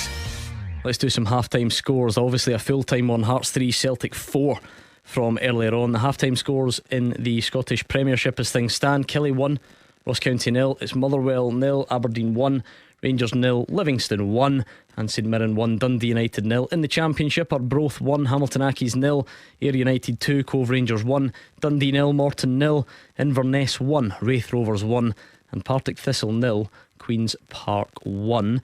In League 1, it's Clyde 0, Queen of the South 1, FC Edinburgh 1, Airdrie 0, Falkirk 0, Kelty Hearts 2, Montrose 0, Dunfermline 0, and Peterhead 0, Alloa Athletic 0. Lots of games in the Scottish Cup. I'll maybe I'll wait to the end and give you some of them. There's too many to run through right now, so I'll keep you updated as the afternoon progresses rather than doing one big list. Quickly, the English Premier League, if you like. It's finished. Nottingham Forest 1, Liverpool 0. Half time, Everton 1, Palace 0, Man City 2, Brighton 0. The second halves, and a big second half at Ibrox coming up next. The winning team all season long. This is Clyde One Super Scoreboard. Clyde One's Super Scoreboard podcast with Taggart's Volvo, part of the Lookers family. Click and drive, the simple contactless way to buy a car. Clyde One's Super Scoreboard podcast with Taggart's Volvo. Order today, no deposit or hidden costs with Care by Volvo, the flexible car subscription. The winning team all season long. This is Clyde One Super Scoreboard. How big's this second half for Giovanni Van Bronckhorst, Hugh Keevins? You cannot underestimate the importance of this second half, because if he was under fire prior to kick-off, he's on fire right now. Rangers cannot lose 3 points at home to Livingston. I do understand that they've gone into the game with 4 league wins on the bounce, Rangers, but the whole week on Super Scoreboard has been spent discussing how unattractive Rangers are to watch. What is the manager doing? How does he react? He's not got an in-game plan, according to the fans, and he cannot come off the pitch having gone 5 points behind Celtic. There must be repercussions. Clyde One Super Scoreboard goal flashes with Clyde Built Home Improvements. Trade accounts available now. Call them today. Right then, let's get these second halves up and running. They're all starting at different times due to varying lengths of VAR intervention in the first half, but we're underway in some of them. Gordon DL, that scoreline at Ibrox is alarming to a lot of Rangers fans, but the performance as well, it's not been better. It's not been the performance that they were looking for, or it's not been much better. No, I don't think that. Obviously the fans are not happy, Gordon, but if I was the manager, I'd be looking at my big characters just now. I would really be asking the question, who's prepared to go out and stand up? Because if this doesn't go well in the first 10-15 minutes, let me tell you, you will really need to have broad shoulders, because you're going to come in for a lot of criticism from the home support that will not be happy. We're not quite underway at Ibrox, just in some of the other games. Let's get Gabriel to give us any changes at the break. Yeah, Giovanni Van Bronckhorst has made changes. I can see James Sand and Rabbi Matondo both on the park. Just trying to work out who it is. It's Leon King that has come off for the American at centre half. Scott Arfield is still on. He's moved inside. It's Stephen Davis has come off. Matondo will be playing off the right. Ryan Kent off the left with Antonio Cholak through the middle. The crowd here very, very unhappy at half-time, booing when the players went off. Livingston making their opponents wait. Here comes Nicky Devlin, the Livingston captain now, leading his team out. Giovanni Van Bronckhorst knows this is a massive 45 minutes of his tenure here at Ibrox. 2 changes, hopeful that they can help change the scoreline around, but it's a massive, massive half for the Dutchman. Second half kicking off right now. Those 2 changes, I, without being unfair, just because of the way everything is at Rangers at the moment, I've been at Ibrox before. I can just sense it. No one's going, oh good, brilliant, yes, these are the changes we need. Leon King for James Sands might even be enforced unless there's some sort of miraculous change that I've not envisaged. And Matondo on for Stephen Davis just to try and inject a bit of a spark. Look, they might work and Rangers might kick on and win 4-1, but there's nothing that's getting the Rangers fans excited right now. No, it goes back to the picking these teams that are random at times. It seems random anyway. He obviously thinks there's a plan behind it, but the changes at half time, Matondo, I mean, where is Sakala on the bench today? Yeah, he's on the bench. Is Sakala playing? That's what I was just going to say to you. Last week he's just been overlooked. Now it's Matondo. I mean, Morelos overlooked, and he's taken off the one man that the Rangers fans believe in, the one man that they believe plays for the badge more than any other, Stephen Davis. And maybe that's with an eye to Napoli midweek, but I don't think that I don't think he can have an eye on Napoli. No, I agree with you, Hugh. I think he'll need to turn the second half around. I agree with Mark. Sometimes I look at the starting lineup. I know squad rotation is important, of course it is, because they've got a big squad, but people just seem to come in, then they disappear, and then they come back in, disappear. There's no structure to what I think he's trying to do. I can't see it. Anyway, let's get a second half teaser up and running. You might need a bit of time with this. Who am I kidding? You always get them anyway at some point because you're all very smart. Let's do it, Hugh. The Super Scoreboard podcast is sponsored by Taggart's Motor Group. Taggart's have Jaguar, Land Rover and Volvo showrooms across Glasgow and the West, so you can find the new or used approved car that's right for you. And as Taggart's are part of the Lookers family, one of the largest franchise dealer groups in the UK, you can browse thousands of nearly new and used vehicles in stock nationwide to find your perfect vehicle. They've also launched Click and Sell. It makes selling your car simple by using their trusted dealer network of over 150 sites. Why not give it a go today? See how much you could make on your old car. Taggart's have Land Rover showrooms in Motherwell, Darnley and the north of Glasgow, with their Jaguar and Volvo showrooms found in Hillington. Check out taggarts.co.uk to get your new or used approved Land Rover, Jaguar or Volvo today. Now let's get back to the podcast. The second half teaser with the scottishsun.co.uk/football for the best football news and opinion online.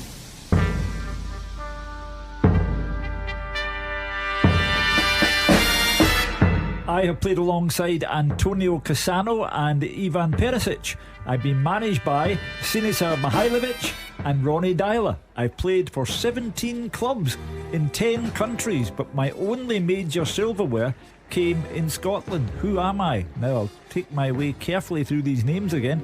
I played alongside Antonio Cassano and Ivan Perisic. I've been managed by Sinisa Mihailovic and Ronnie Dyler. I played for 17 clubs in 10 countries, but my only major silverware came in Scotland. Who am I? Give us that again, please. Lots to go through. I'll also give you the answer to the first half teaser, and then that sounds like a good idea. Yeah. Second half teaser, I played alongside Antonio Cassano and Ivan Perisic.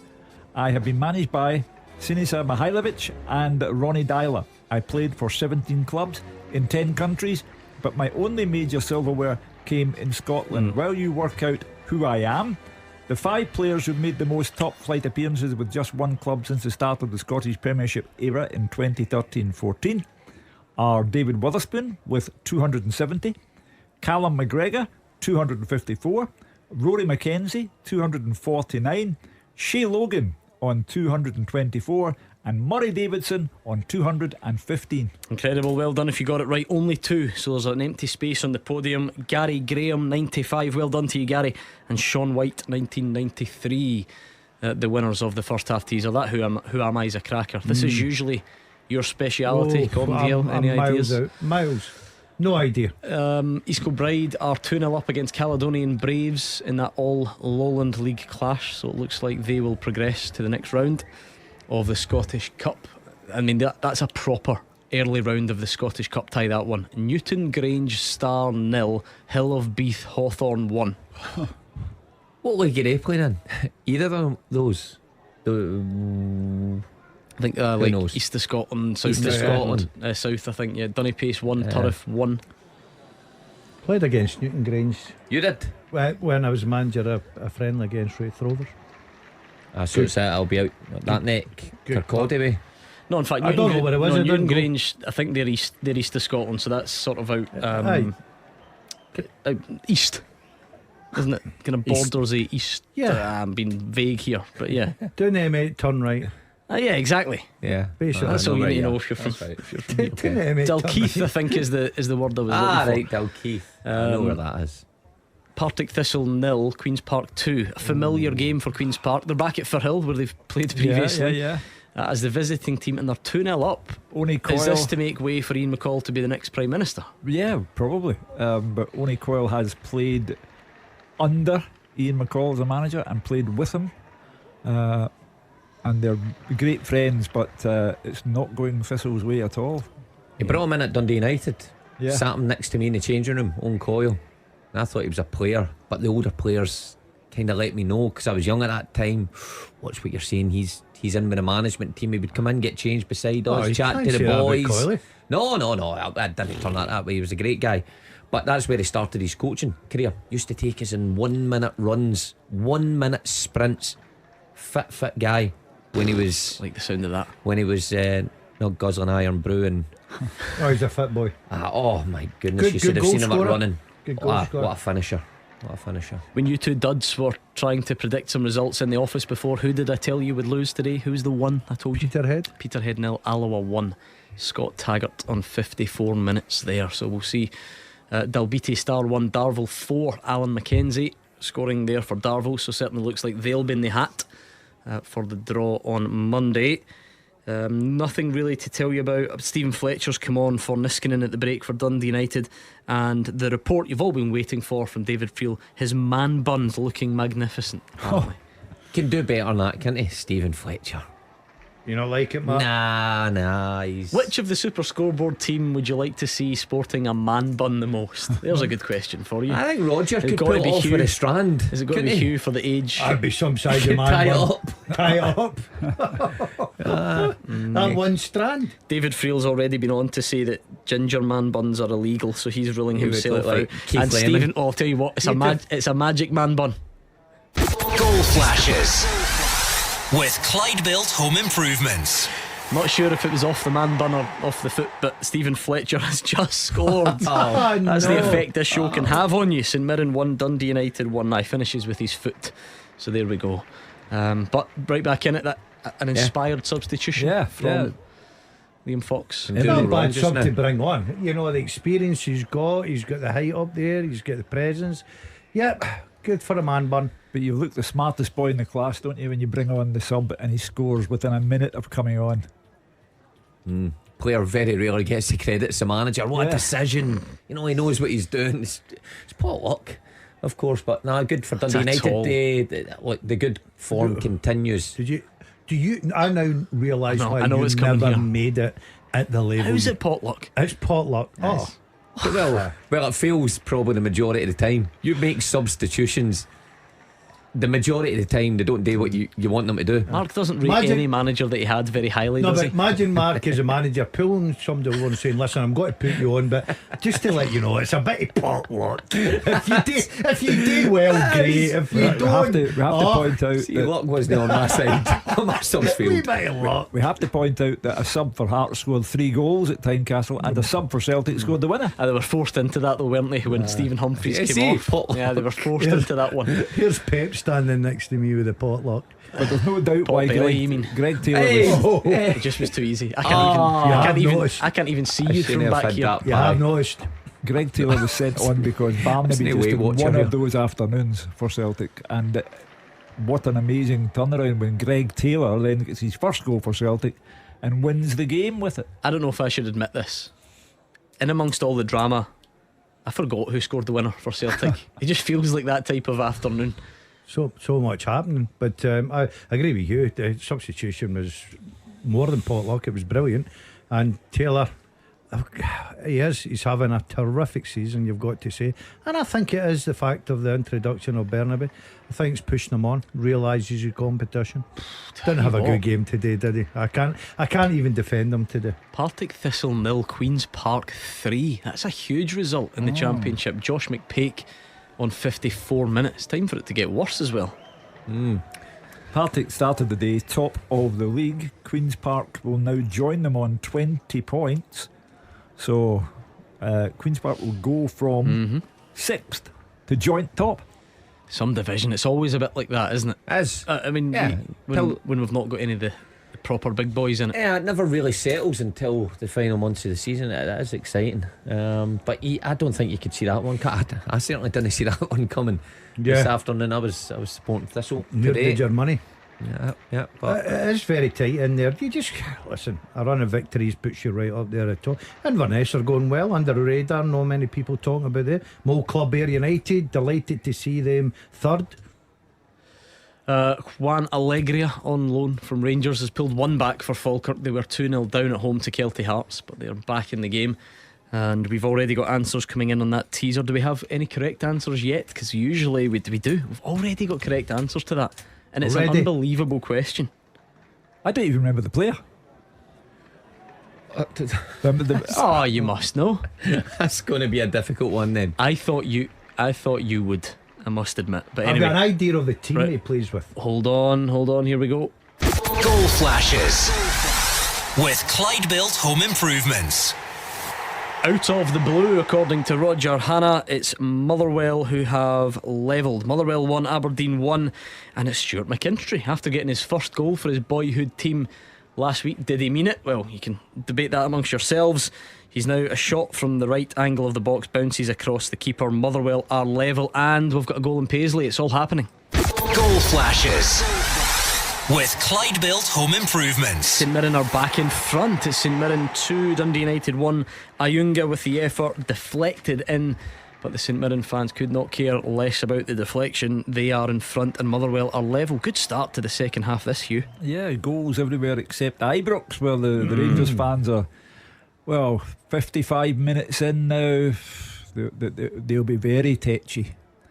But good for the others who've scored. It's not. I think the thing that would frustrate the Rangers supporters is we've seen this before, where teams come to Ibrox, Celtic Park, and they maybe grab a goal and then put all men behind the ball and it's battering at the door. It's not been like that for Rangers. If anything, Livy could have probably added to their one goal in the first half, but are they really under any pressure? Any sustained pressure?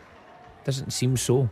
But that's why we said, Gordon, I'm going to verging on moving towards banning the phrase about it's only the result that matters. This season has taught us fans like performances. Do you know what? Celtic lose 3-0 against Real Madrid, but the fans liked it. They liked some of what they saw. Rangers fans are looking at this and just wanting more. If they were battering Livy and peppering the goal and ripping them apart, but they couldn't quite find the breakthrough, they got booed off at half time. I'll guarantee you, it's if the Rangers, performance level. Yeah, if Rangers come back and win this, say 3-1, let's just say 3-1, right? We will still get phone calls here after 5 complaining about the manager. I think the manager is under pressure. I think I've got a plan here. I'm going to implement this when producer Callum is not here and he can't stop me. You know, I usually play that little bit of tension music when we've got a tiebreaker on Beat the Pundit. I think you could start doing that when there's a VAR check, because that St Mirren goal is being looked at on the monitor. He's gone to the monitor, Grant Irvin. Alan Muir is the VAR at Clydesdale House. United weren't happy. They felt there was an elbow in the lead up to the goal, and if there was, it would have had to have been during the APP. There we go. You've been listening. I passed on some information to you this afternoon.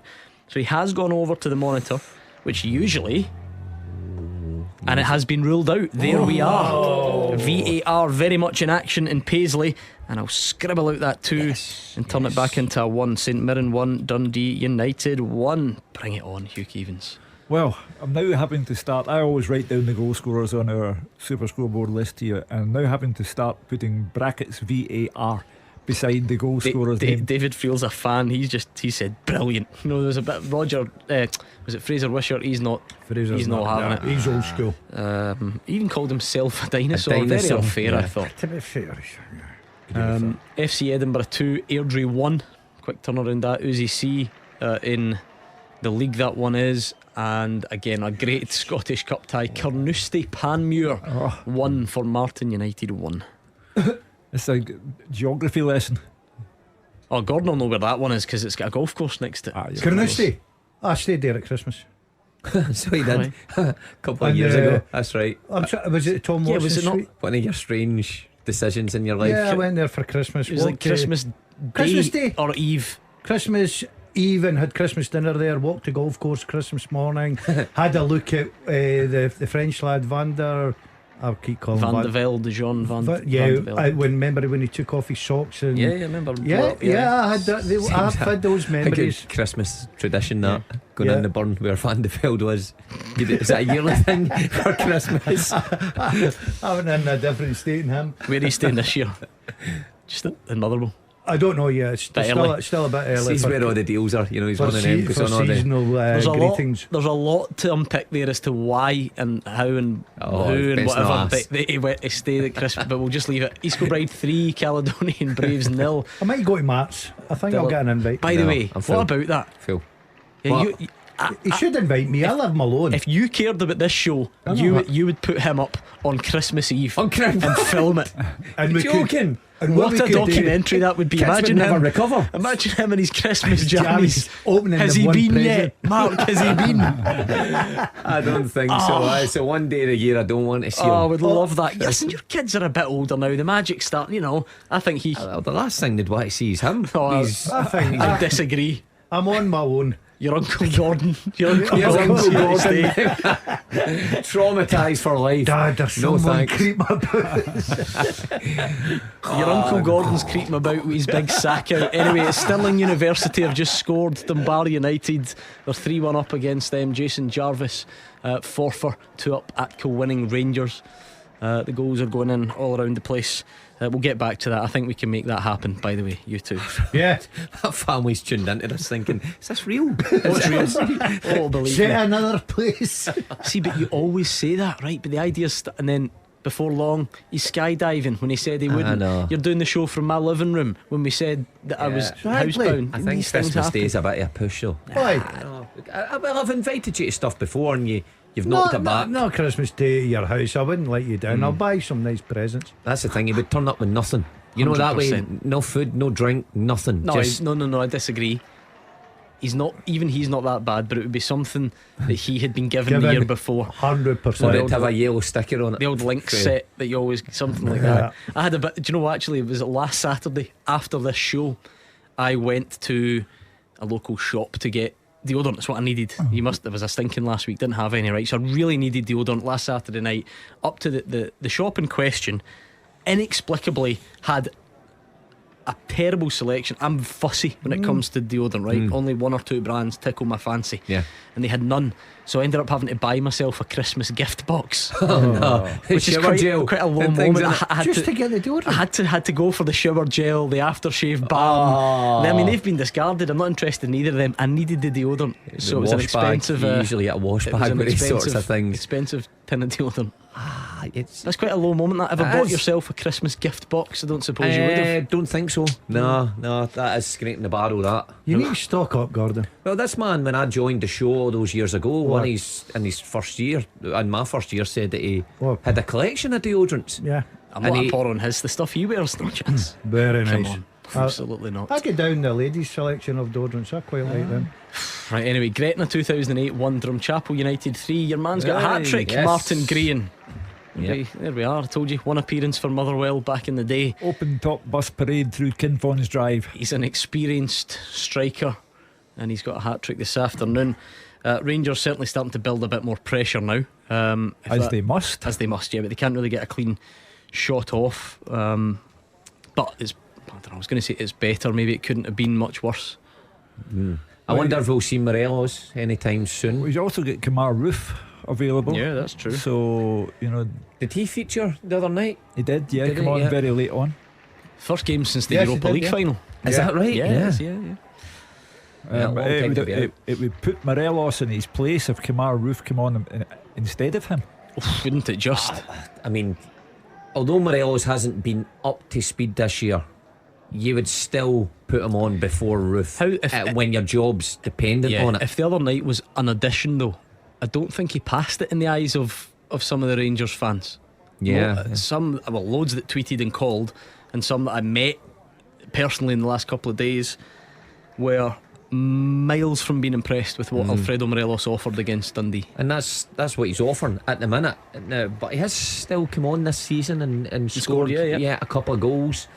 So he would be your best bet. The way it's going just now for Rangers, what have you got to lose if you're Van Bronckhorst with throwing him on? Your job.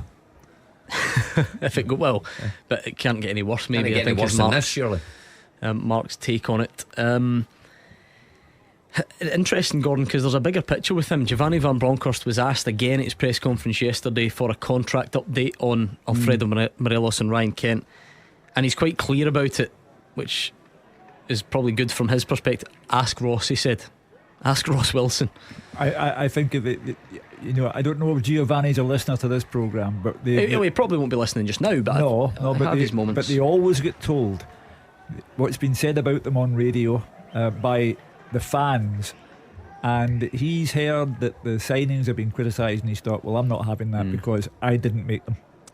I mean, I guess that is just the way the structure is meant to work these days, Gordon. Giovanni Van Bronckhorst isn't maybe that involved in contract discussions, and it is down to Ross Wilson. But it wasn't even there was no update there. It was just Look, I think it's clear to see just now, and I know you can flip it back to Golson, because we all thought that Connor Golson was on his way out, signed a new contract, but you look and at ended up staying. Yeah, you look at Kent, you look at Morelos. Right now, the big question for me would be who's I know they'll get clubs, but I don't think they'll get the standard of club that they think they're going to get the way they're performing, because Kent has not kicked a ball. Morelos' fitness is ridiculous for a professional footballer who gets paid a lot of money, and I don't care what anybody says. Just now they need to up their game for me. See, to take it a step further than that, we discussed this. I think it was you and when Kenny was on anyway, I think, and a caller came on. Have we now eventually, Mark, actually gone a step further than that? Forget about who's going to come in and pay money for Alfredo Morelos. Genuinely, if you are Rangers, forget about protecting the asset. Do you want to offer him a long-term contract on 35 grand a week, 30 grand a week? Yeah, I see where you're coming from. If he's sitting on the bench and he's a bit part player, and you've got someone else up there that's banging in goals for you, we became you can't survive on your past, because we know we are a selling country. We always obsess about, well, we need to get the contract signed so that people will pay money to take you away. But actually, just as let's pretend Alfredo Morelos is a free transfer for Rangers. Rangers have the option right now to sign that guy on that form for 35 grand a week or whatever. I'm just throwing that out there. Would they do it? It'd be a tougher decision, certainly, than it was last year. I think right now they may still take the gamble, but listen, there's still 6 months of the season to go. If you continue that until May or June, should we say, and he's only played a handful of games and he's not pulled up any trees, then of course your decision may be well, different. I'll tell you what, let's park it until the end of the game. He might score a hat-trick because he's on. And then it would be worth it. Arfield off 4-4-2. We've not seen it often. Cholak and Morelos got a goal at Fir Park as well. Goal flashes with Clyde Built Home Improvements. It's the man they call Duke. He can do no wrong at the moment. He is flying. He's been very good again today. Mackenzie's cross, Duke with the header, and Aberdeen go back in front. So it's Motherwell 1, Aberdeen 2. Got the first goal against Partick the other night to start their out. And the first against Hearts last week. He's off and running, this lad. He brings a good presence to him. He scores goals. That's a bad one for Motherwell. But look, plenty of fighting spirit in North Lanarkshire.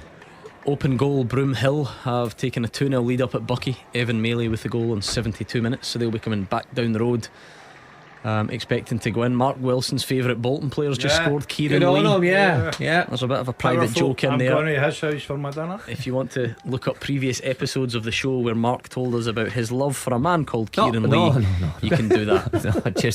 We'll move on. Heard about him. It got us in a lot of trouble. I just heard about him. El Buffalo, we've gone from Duke to El Buffalo. Hugh, he's on. And what a statement it would make. We've been putting a negative spin on it there. Go on, let's put a positive one. He can come on, be the match winner for Rangers today, and he's a hero again, and everything. The fans idolise Morelos.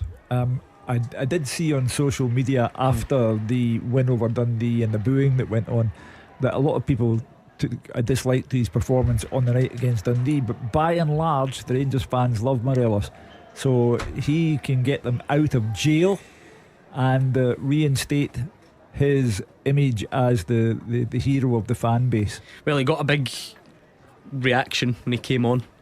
Big cheers and lots of encouragement. What are Rangers fans on here, in previous weeks? Why not play both of them, Cholak and Morelos? What's left? Half an hour, just under half an hour. I think it's an indication of desperation. The manager knows that this is desperate now. I don't think they can play together, but that doesn't matter. I'm going to have to throw the dice. I mean, he's sounded a bit more open to it in recent weeks though, Gordon, but the proof would be in the pudding for some. If he's done it so infrequently so far, it is a bit of a sort of a, I'm not, desperation's the word Hugh would use. I'll try to soften it a bit, but it's clearly one that he feels needs drastic action. Look, if he gets a result out of it, then you can say congratulations, but he's never played that way. He's never played two strikers. Normally, that's not his system. He's just decided, look, I may as well have a go here, get two strikers on, try and get balls in the box. Don't be surprised if the next one, the next 5 minutes is not Ruth. Great game, that open goal Broomhill game. They got pegged back actually after I said they'd be going into the draw 2-1, and then straight away Jamie Semple, former Motherwell youngster, up the other end and scores. Hugh, let's do some wrong answers to that teaser, which is a wonderful question. Okay, I played alongside Antonio Cassano and Ivan Perisic, and I've been managed by Sinisa Mihailovic and Ronnie Dyla. I have played for 17 clubs in 10 countries, but my only major silverware came in this one, Scotland. Who am I? Jim Sullivan thinks it's Colin Kazim Richards. Oh, good shout, but not the one. Effie Ambrose Ballon d'Or also thinks the same. No. Kieran and Jiggy both sent me John Guidetti. Oh, no. Right, okay. Greg's Gardens thinks Dedrick Boyata. No. And 17 clubs is amazing. I think I know who it is, but I can't remember his name. Uncut James thinks it's Amido Baldi. No, I can see his face and I just can't. What does he look like? He's about 5'10". Give us a clue. 5'10". I don't think you can see his face. Yeah, I'll tell you. Draw his face for me. I'll try and put a name to it. That's the position he played. He was. I don't actually know what. I'm not sure I even know what I mean by this, right? But his name's more memorable than his face. Yeah. No, I'm disagreeing with you. No. That's totally the opposite point. His name's more memorable than his face. Don't try and ask me to explain it. But this is right. Look, that's the position he played, didn't he? What bit of my paper am I looking at? Yeah. Yes. That's the position. It's. Don't you say it. I think I know who this is. Hey, give me more clues on your paper. What I would say is some of those answers are quite close. Position on the pitch, era at certain clubs. Okay. Right. Oh, you know his name. I'm loving this. You still can't remember him, Hugh? I really. I can. Don't get me wrong, he didn't do much. That's what probably number? why. I'm What still number was he? marvelling at having What played for difference will that 17 make? Something clubs. like that. Because He wasn't that good. he wasn't that good. The second team into the next round of the Scottish Cup is going to have to do so via penalties, because Brecon City early kick-off have drawn with Stirling Albion 2-2, extra time and penalties alongside the hedge. So we'll see who goes through to join Dumbarton after last night. 2 more Livy subs coming on. Livy keeper's been booked for time wasting. Hugh, will we get some complaints on that later in the game? Well, I think on the show. He's been down twice to receive treatment for injury, and I think he's indulging in gamesmanship. He's gone down twice, and if you're Livy and you're David Martindale and DeMarcus Bartley, you are entitled to the gamesmanship, because it's Rangers' fault if they lose.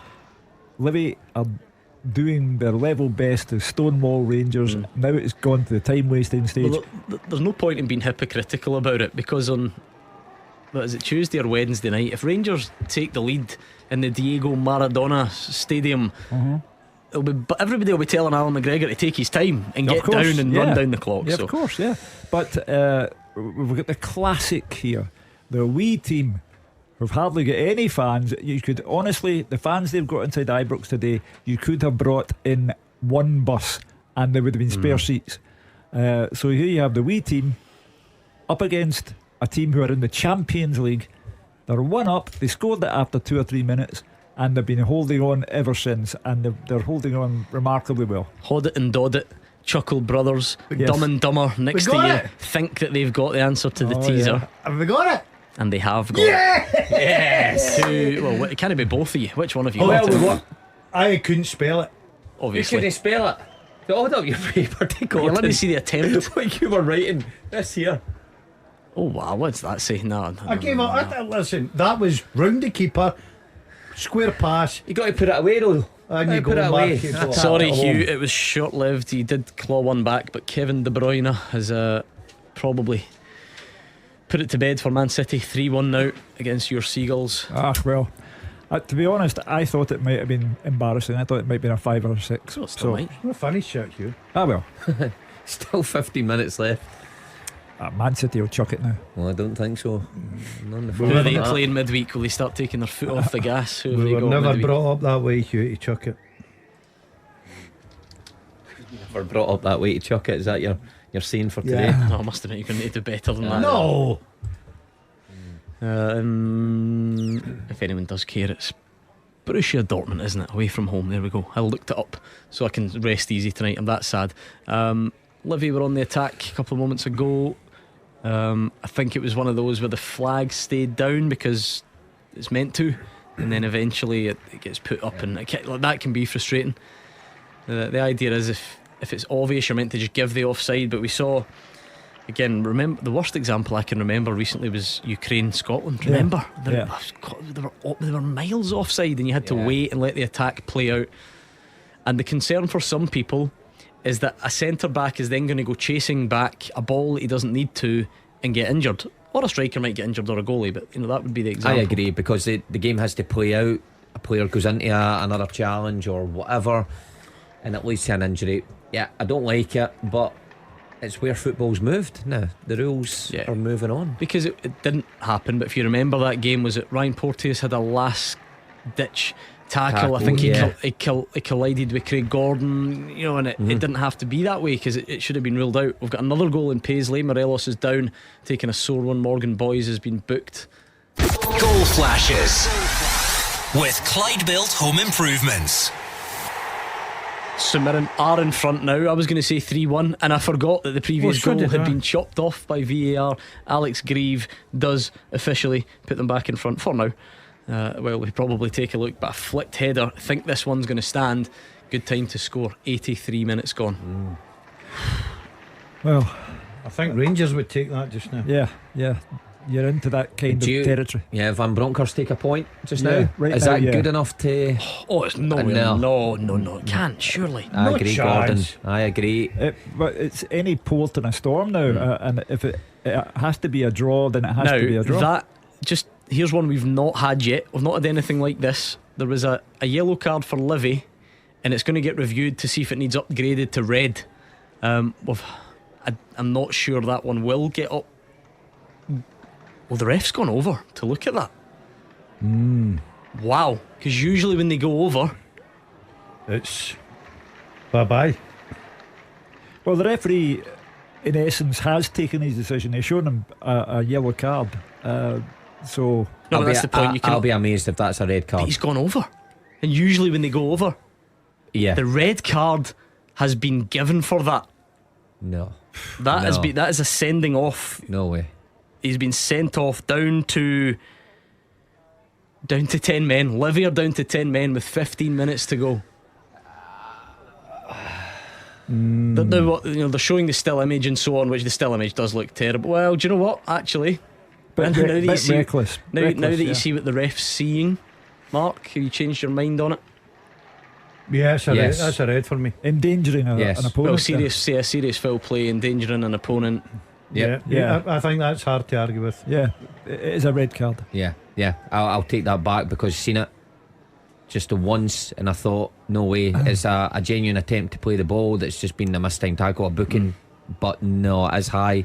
It's down Morelos' calf. I think Morelos showed the referees ripped sock as well into the bargain.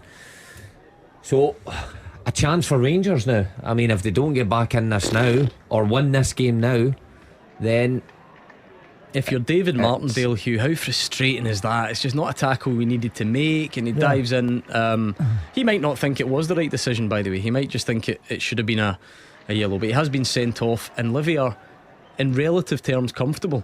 Well, Morelos gets involved where he shouldn't, but I think David Martindale and Marvin, when they see it, will concede that it was. No, Marvin won't. Marvin. No. I wonder how Marvin's mood is right now.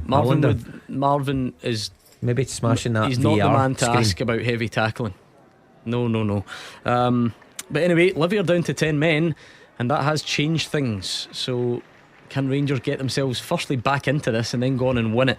What I've noticed, Hugh, is because of all VAR checks and so on, the sort of variation in where we're at in the different games, because St Mirren Dundee United is nearly done, but Rangers has got ages to go yet. I think we're only in the 80th minute at Ibrox, and I think we're on about the 85th or 6th. I think they're still playing Tynecastle at Paisley. Well, you can tell what's going through Giovanni Van Bronckhorst's mind as Livy are reduced to 10 men, because he's brought on Fashion Sakala now, on top of Morelos, on top of Cholak. This is bugles blaring time. This is the alarm bell going off. This is all hands on deck. Yeah, and there's a danger though, Hugh, when you get like that and you just throw on a striker and another striker and another striker, and then it is desperate, but it loses its shape. You sometimes then don't get the momentum you need. Yeah, well, Fashion Sakala replaced Rabbi Matondo there. A sub on for a sub. The half-time sub has been subbed. Oh my, so he has.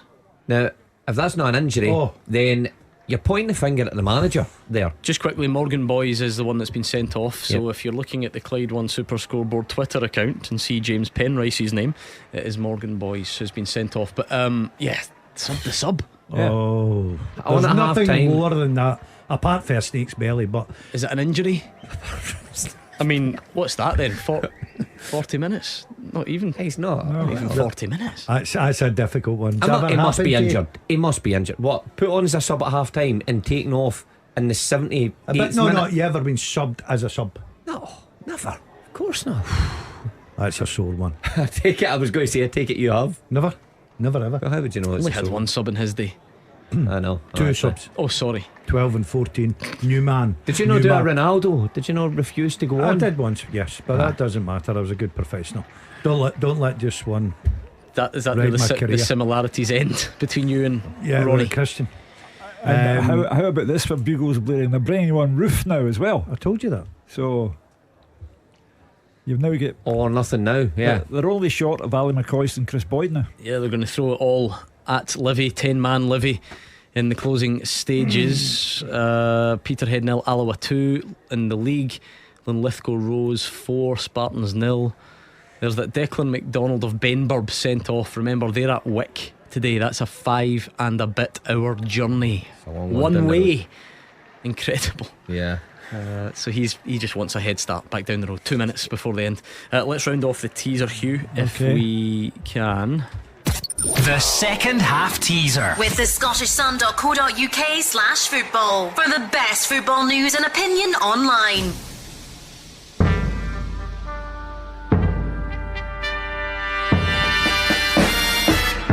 I have played alongside Antonio Cassano and Ivan Perisic. I have been managed by Sinisa Mihailovic and Ronnie Dyler. I played for 17 clubs in 10 countries, but my only major silverware came in Scotland. I am Stefan Skepovic. Stefan Skepovic, well done if you got it right. Lots of you did. And the top three very quick, I must say. James Milne in third place, Stephen Roy second, and Michael Thornton much quicker than you two. You got there in the end, I must say, so well done to you. It's a long road, but that was a good teaser. Good teaser that. Oh, Montrose 2, Dunfermline 0. Matthew Wright 87. Yeah, supporting Dunfermline today. You see, just when you think it can't be a busy, controversial, chaotic enough day in Scottish football, bearing in mind the week we've had, I'll tee you up for this. Who's running the line at Montrose? Come on. Dougie Ross. No way. Douglas Ross. He's sure he's running the line. Things in his Can mind. you imagine in a minute? the reception he's getting? I'm sure it was Montrose. He's somewhere today, but I will double check for you for accuracy. So did I think he's back. Is he back? Stick to the day job. Concentrate on the day job, mate. Yeah, you look stunned into silence. Yeah, I mean, I've been looking at him. He's putting on plenty of weight. Okay. Fat shaming. Since he stopped running the line on a regular basis. He does. He still runs the line. Links Park, that's Montrose. Yep, he's there. Well, I agree with Mark, my learned friend Mark Wilson, that he should have more to be thinking about than running the line. And apparently someone shouted at him, you know, two words. First one is political leaning, and then the word after that. A bit unfair from the Dunfermline player to do it, if you ask me, but there you go. These things happen. Dramatic Scottish Cup tie in front of the hedge. Mark Wilson. Stirling Albion have won 8-7 on penalties to knock Brecon out. Yeah, what a bit of bad fortune for old side. Just a normal Saturday for you, losing 8. I have to come back to the fact that Cholak, Morelos, Roof and Sakala are all on, and there's still no equaliser for Rangers. It signals the fact that Giovanni Van Bronckhorst is now operating in a state of panic. I don't know what it is. I feel because VAR's just like, it's fried a little bit of my brain to the point, and there's not much left. I don't think I'm fully anticipating just how big a deal this is, Hugh. Yeah. Think of what these phone lines have been like after victories against Dundee United and victory and Dundee in the Cup. Not only at the moment as things stand are we talking about, you know, being held, we're talking about losing the game at home to Livy.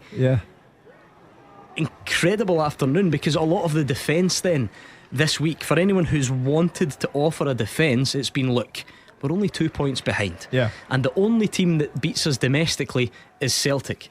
Both of them are 5-15, depending on how much is added on, minutes away from being totally blown out the water. If, and they underline, if Rangers lose the match, it is a shameful result and a shameful performance, and the supporters, within the bounds of reason and the law, are entitled to say what they want at 5 o'clock here. 01419511025. Thank you for doing that for us. Do you think he'll get away with this, Hugh? I don't. Well, let's wait and see what happens at the end. I don't care what happens, even if they go and score 3 goals. Let's wait and see. I think he's in for a torrid. I think they've only had one shot on target, you know, in this game. They had none at all first half, that was for sure. Anyway, Gabriel said that at half time. Dalbeattie Star 1, Darvel 6, so they're through. And Alan McKenzie hat-trick. He lives not too far from you, did you know? There we go, that's your Scottish Cup fact of the day. I'm Motherwell resident. Must have my boots. Some full times going. Drumchapel, Hugh there in the hat, well done. Auchinleck Talbot, Bo'ness will need to go to extra time. Or Bo'ness, Auchinleck Talbot, I should say. I look forward to Ange Postecoglou walking up Kinfon's Drive to go and play against Drumchapel. We're in serious late drama territory at Ibrox. As the guys have said, I don't think one goal does it for Rangers. And by the way, 2 goals would still get a lot of stick for the performance, but it would feel completely different, and it would look completely different on the league table. But Rangers need something, and it has not looked likely. And you look at the stands, emptying large spaces, so even the tail end, if you think your team's going to get something, they're not interested because the performance has been that poor. Lack of imagination, lack of clear-cut chances, people taking responsibility. It looks like there's no character in the team, Mark. The decline has been amazing. From Europa League final to 4 months down the line to this. Remember, Celtic fans were calling before the end of the first game to talk about VAR. There are Rangers fans calling already before this game's even finished. But if you want, get the call. I don't know, maybe we'll be able to take some of them now nice and early and get you on the list, and if not, we'll speak to you very soon.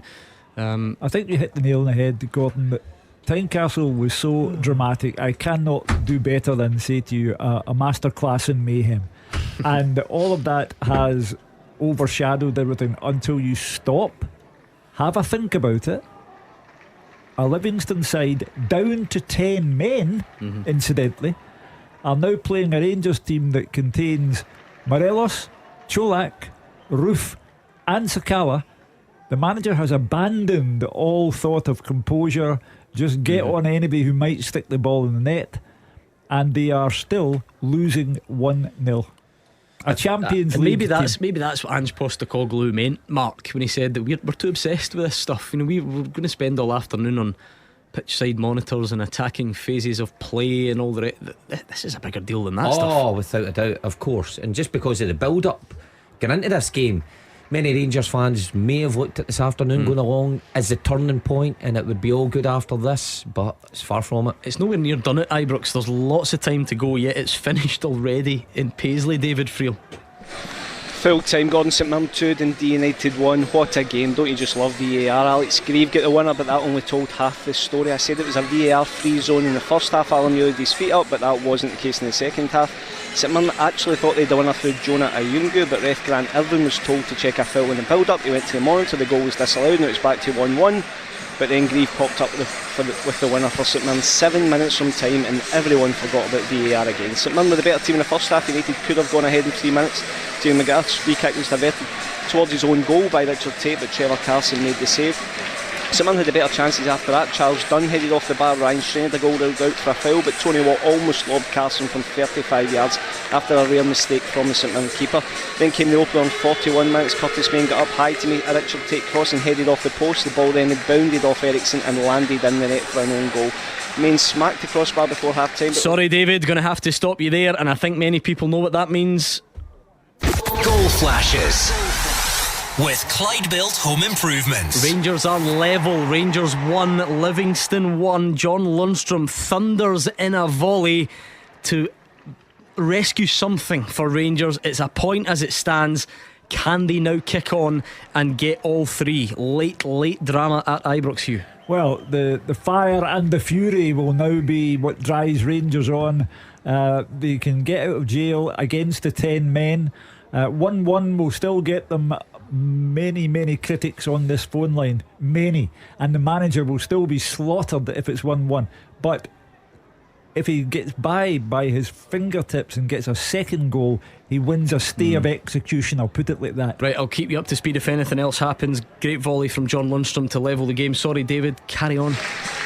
1-0 to St Mirren it was. Curtis Main and Stephen Fletcher came on as a sub 53 minutes, scored with one of his first touches after Tony Watt headed into his path, but back came St Mirren. Ayunga had the ball in the net with a deflected shot in 64 minutes. They celebrated, but as his Behic led the complaints, and after delay Grant Irvine went to the screen, we all knew it was coming next. The goal was disallowed for a foul on Behich by Keanu Bacchus. It was a 50-50 game. Tony Watt came close, but then came Grieve with that win on 83 minutes. Ethan Erahon set on the cross, and St Mirren striker glanced the header into the corner. Scott McMahon did hit the post late on, but St Mirren deserved this one. Full time, St Mirren 2, Dundee United 1. Rangers still level then, and there will be quite a sizable chunk of added time for them to try and get this winner. Of course, the same opportunity for Livy. You'd imagine it'll be a bit tougher though, because they're down to 10 men and have been defending for lots of this game. I think it's only Rangers' second shot on target. Maybe they've overtaken that in the last couple of minutes, but it's not just Ibrox. 5 minutes added on at Rugby Park, 5 minutes added on at Fir Park, so that's the way it's going to be. There is going to be at least that again at Ibrox, so might need 7 minutes added on at Ibrox. Yeah, I mean that's remarkable. So do you know what, Mark, if Rangers have got anything about them, they should really fancy going on and winning this. This is what it used to be like, 7 minutes against 10 men when you've got the momentum. And yeah, you've just scored a goal, so you can imagine how the Livy players are feeling. Maybe a bit deflated, they think their chance is gone. With the attacking players Rangers have got in the pitch, 7 minutes is more than enough for them to create at least a couple of chances. But of course they went 90 odd minutes without having a shot on goal, really, or one shot on goal. No, I think Rangers go on and win this from here. Yeah, I think they could. I really do, Gordon. I think because of the situation, Livingston must have smelt the 3 points. Must have. They thought they had it in their hands. And Lundstrom's obviously terrific finish, by the way. Yeah, he's banged one in. Good play from Kent down the flank. But they've got so many attacking players on. Livy probably on their knees, 10 men. 7 minutes, they've got a great opportunity to go and turn it around. Is that sometimes what it can do, Mark? All those attacking players, everyone was sort of sucked to the goal line. It allowed Lundstrom to arrive, maybe penalty spot type area, and rattle in that volley. Huge save from Shamal George. Rangers thought they had perhaps taken the lead late on. It was a Cholak header saved by Shamal George. Oh, well, certainly knocking at the door now. I think even with the Rangers goal, I mean, yeah, you're right, everybody gets sucked to a goal, but Oblai out there, he turns his back. It's a good finish though from Lundstrom. Full time Rugby Park, Fraser. Yeah, Kilmarnock 1, Ross County 0. You join me as the Kilmarnock fans are leaving to a big applause for their players, but it's a bit of relief, I think, because although Killie deserved to win, they made it difficult for themselves in the second half. The 3 points are mainly due to the first half performance with Dan Armstrong. Scored what turned out to be the winning goal, and Low County had a good spell in the second half. They couldn't turn any of their good play into that equaliser. Killie deserved the head at the break. 21 minutes, a long ball, just a simple goal. Innes Cameron with the head flick, and Dan Armstrong made the inside run, and as Ross Laidlaw came out to block, he slipped, but Armstrong didn't care. High finish into the back of the net by the in-form winner. Joe Wright saw his header cleared off the line. Innes Cameron and Keir McInroy had good chances as Killie dominated, but almost a sucker punch on half-time. Lovely ball by Callum Johnson, lovely touch by Jordi Hewilla inside the box, as low shot across the goalkeeper. Really good save by Zach Hemming, and that was to be something you would say a lot in the second half, because although Killie should have been further ahead, County came into the game and Hemming was a key figure. The chance in the final seconds of the half by Hewilla, and the first few seconds of the second are another good chance for County. Orua Edwards cut inside past two challenges, and he shot wide when he should have hit the target or past. Another driving run by Owura set up Jordan White. His curling shot was heading to the top left hand corner. Excellent save, pushed away and over by Zach Hemmings. County's turn to dominate.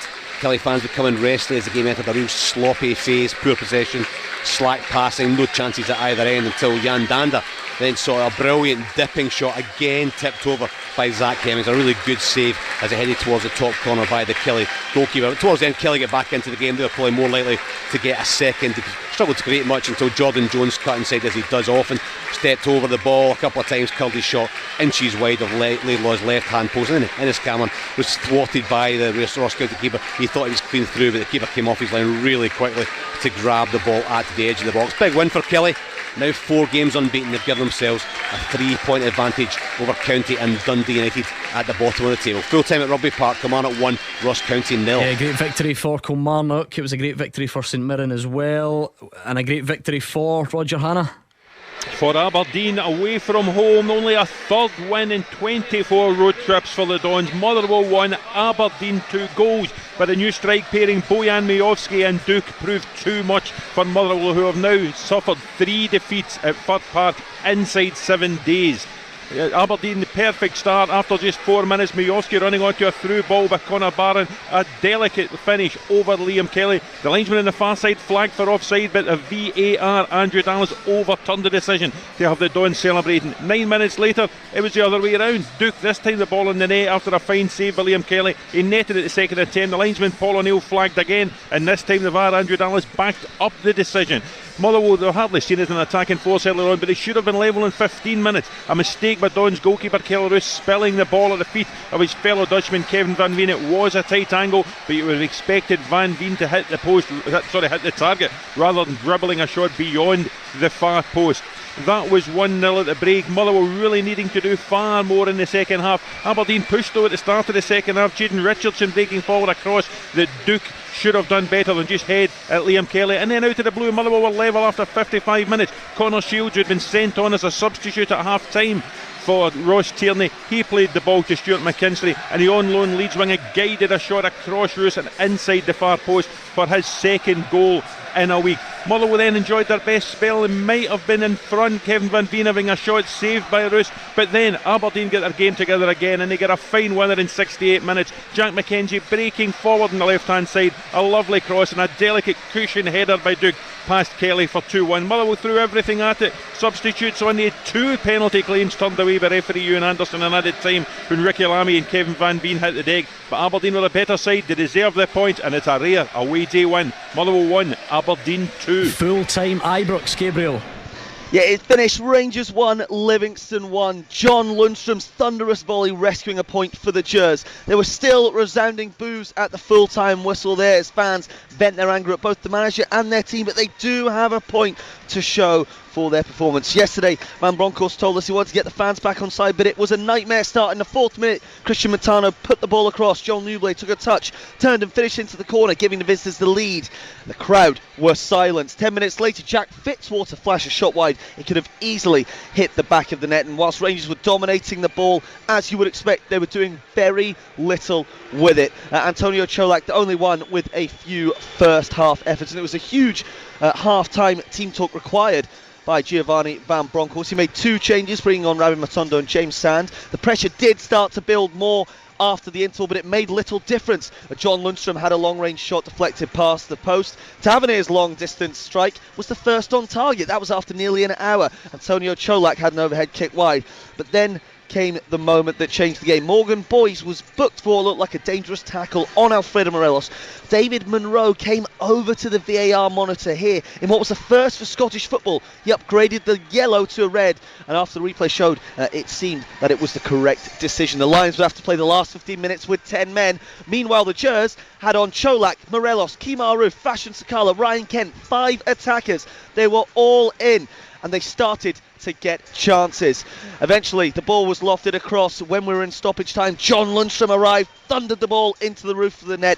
There were rapturous celebrations here. They went for a winner. Antonio Cholak had 2 headers, one over, one magnificently saved by Shamal George, and in the 98th minute there, Lundstrom looked like he could have scored the winner, but his header was just over the bar. It is a point in the end, but huge question marks will remain over manager Giovanni Van Bronckhorst, especially given the reaction of fans here at Ibrox. But instead of the gap being 5 points between them and Celtic, it is just 4. Full time here at Ibrox, Rangers 1, Livingston 1. What an incredible afternoon of football in the Scottish Premiership, and now it's over to you to have your say. We're on for the next hour. We could probably stretch it to 6 because there is that many talking points. 0141 951 1025. Celtic fans, you've stretched your lead at the top. What did you make of Tynecastle and all the VAR discussions? And Rangers fans, you've just dropped points at home to Livy, and that means Celtic have stretched their lead. What did you make of that? You'll be getting back into the car right now, coming out. Some of you might have even left early. How do you feel about your team after watching that one? We'll speak to you next. After the action, it's your reaction. 0141